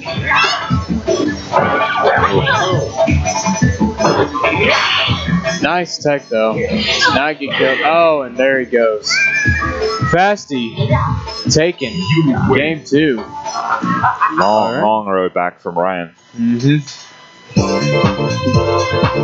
We await your return, warrior. Welcome to the world of Street Fighter. I don't know how much. I assume Brian has experience against Urian. Not going with any kind of character change. Now. No claw in this game. But he's definitely taking advantage of Urian's reach. Oh yeah. Another throw right back in the corner. Now Urian throws her into the corner. Nice parry. And boom, gets super, and that's going to kill. Nice. Okay, alright. Tell you what, telling us Brian also plays Urian. I have seen him play Hugo because, you know, I know someone plays Hugo. And of course, Chun is the main. The Aegis, pressure. Jump, nice. Another parry. There's the setup right there. Oh, didn't connect. So he's taking advantage of it with overhead. Nice parry into super. Closing this life gap. Oh, EX move to get out of the mix-up. Well spent resources. And there it is. But Chun's gonna take that one. Brian, taking one game. 2-1. Back against the wall.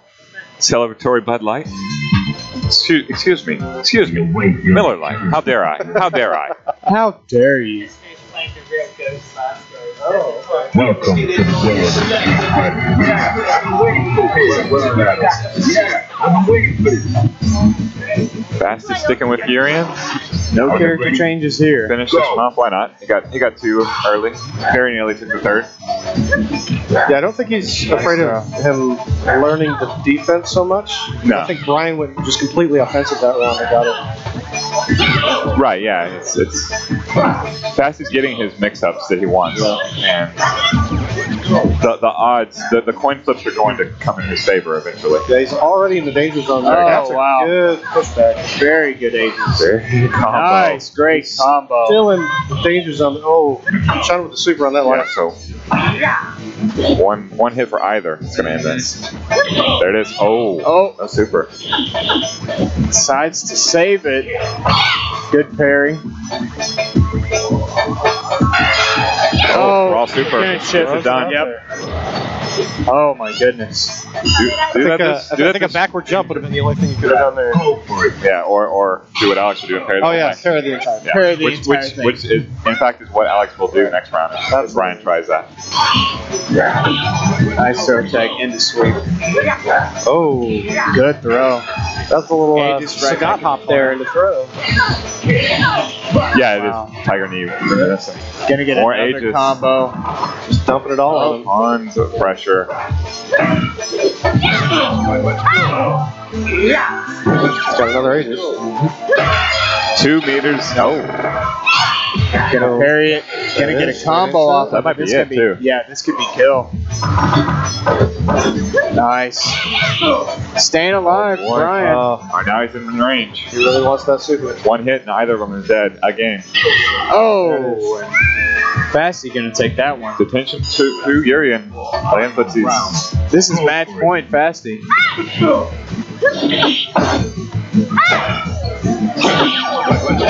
Second match point, yeah. Back to the corner. Now he's got what he wants. Didn't get much off of it. Oh, nice parry though.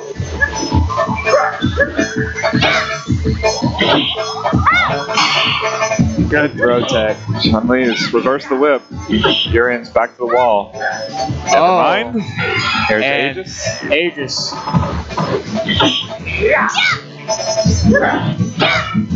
Brian, very close here.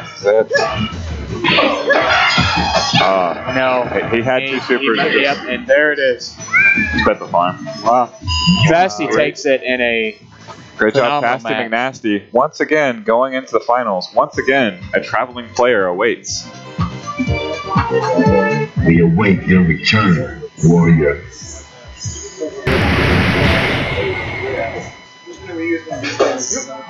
Alright, we are in grand finals. Welcome. There was a ruling on sides there. I'm not sure what the details of it was. But we have. I'm not sure. I think Fasty gave it up. Right. Gave it up to Alex to choose because I think Alex does prefer second side. We go into the action. Grand finals. So we've seen this match before. Yes, good try, Brian. Good. Stun. Nice stun. Wow. Decisive. First round. First game. I've seen Alex sing that song so many times. Go. That exact same combo. Once he opens it up, so much stun. There he goes. Let's go.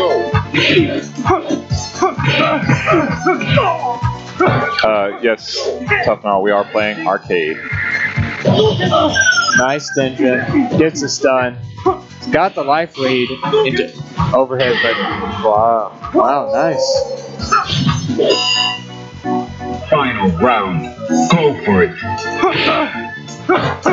Yes, we are at Free Play Arcade, Free Play Arlington. We have all authentic arcade gear here. We are currently playing on Third Strike in a Blast City, which will, I am guessing, be the last time we play Third Strike Jazzy Circuit in a Blast City, because starting 11-3, it's going to be in the Versus City. I am definitely... Ooh, nice. Taking game one. Good job, Alex. Definitely writing a check that my commentary partner Matt has to cash, but that'll be all right. I suspect he would like to see it in the Versus. Yeah, we'll make it happen. All right, 1-0, Alex. As I pay attention to the actual grand finals of Jazzy Circuit. Oh, while I'm at it, we need to Prepare to strike. hit the link. I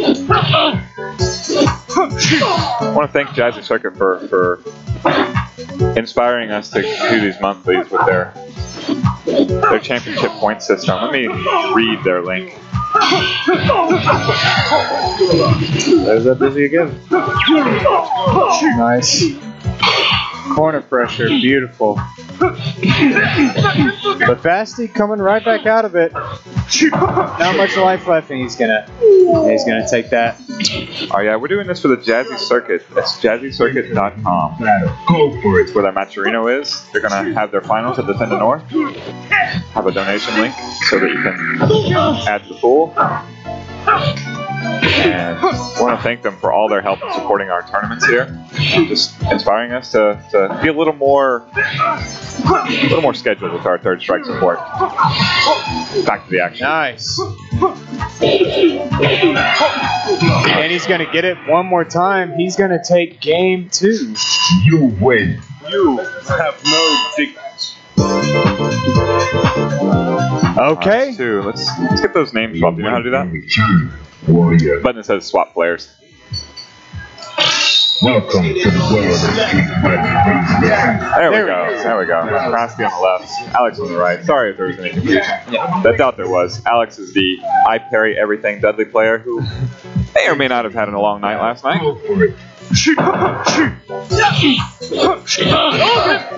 Alright, Fasty, moving to Ken. He's had 5 goes at it with Ryu against Alex and just had enough. Nice throw. Another one, keeping him in the corner here. Yeah, that's very true, Brian. Alex does want to go to bed very badly. He has since about an hour before he got here. Oh, nice. Combo there. And he's Nice going to punish with the super. Go. All right, Fasty. Looking up to the skies. We were wondering why he didn't go with Ken initially. I don't know, as a Dinjin player, Ryu player yourself, Matt, why does Fasty go to Ryu first? I mean, Dinjin Ryu can have a really huge turnaround. Like, he can be, getting beat pretty bad. And as we saw in a couple of those rounds, Denjin could just completely turn the tables. Plus, the combo you do after the Denjin builds your meter for the next Denjin. So it can be very much a huge snowball just rolling right into the victory. But it wasn't working for him clearly because he wasn't able to dodge or parry or get away from a lot of the stuff that Alex does because his mix-up game is top tier. And that little dash back that Dudley does, he'll use that to bait sweeps or bait. Red parry. Oh, yeah. And punishes it with super nice. You'll see him use that Dudley backdash to get away from a lot of stuff and then come in with a counter hit to open up another combo. Oh, stun right there. Congratulations, Alex. Alex takes it. Our champion. Nice. Give him some Beltran bucks. Go. Tell us how tired you are, how you feel. We await your return, warrior. All right, we are being joined by our champion, Alex. Hello. Congratulations. Thank you very much, Chris. Well, did you enjoy our Goodbye to the Blast City Third Strike tournament? oh yeah, really? That's what's happening now? We're gonna try and we're gonna roll up. I believe that's the best option. Like, we're gonna put it on Versus City for the Saturday. The next Jazzy Circuit tournament is only 2 weeks. It's on Saturday, November 3rd. Gonna be here? And it's gonna be here, and it's gonna be on the Versus City. That's nice. Yeah, I think that would be the better option. Yeah. It's just a matter of playing elbow to elbow is kind of difficult. Yeah, apparently there were some players earlier that were having some issues with that. Yes, and excuse the glasses, but I haven't slept since Thursday. I've been out partying.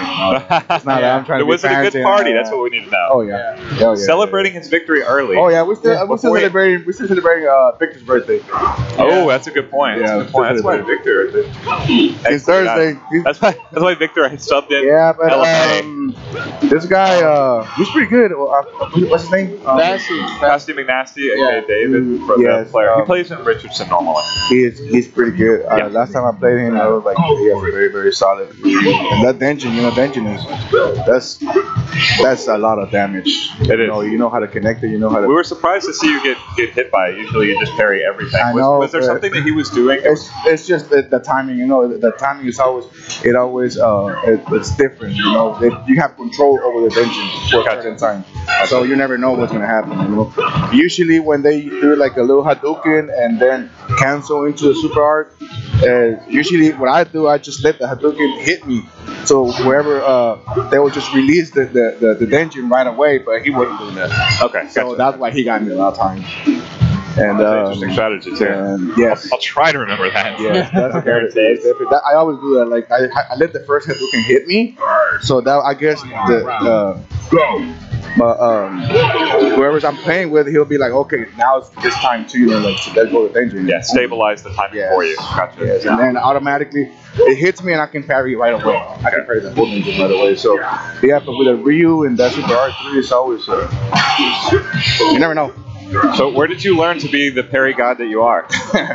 Well, by the way, congratulations on breaking the free play arcade record for parries in that Chun-Li match early. Yeah, right. That was beautiful. You parried the machine gun legs for about, a minute and a half. Yes.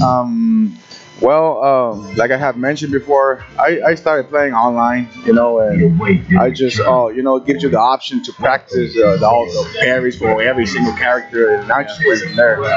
Not just, it just comes automatic, and plus, if you like, I did like a few red parries.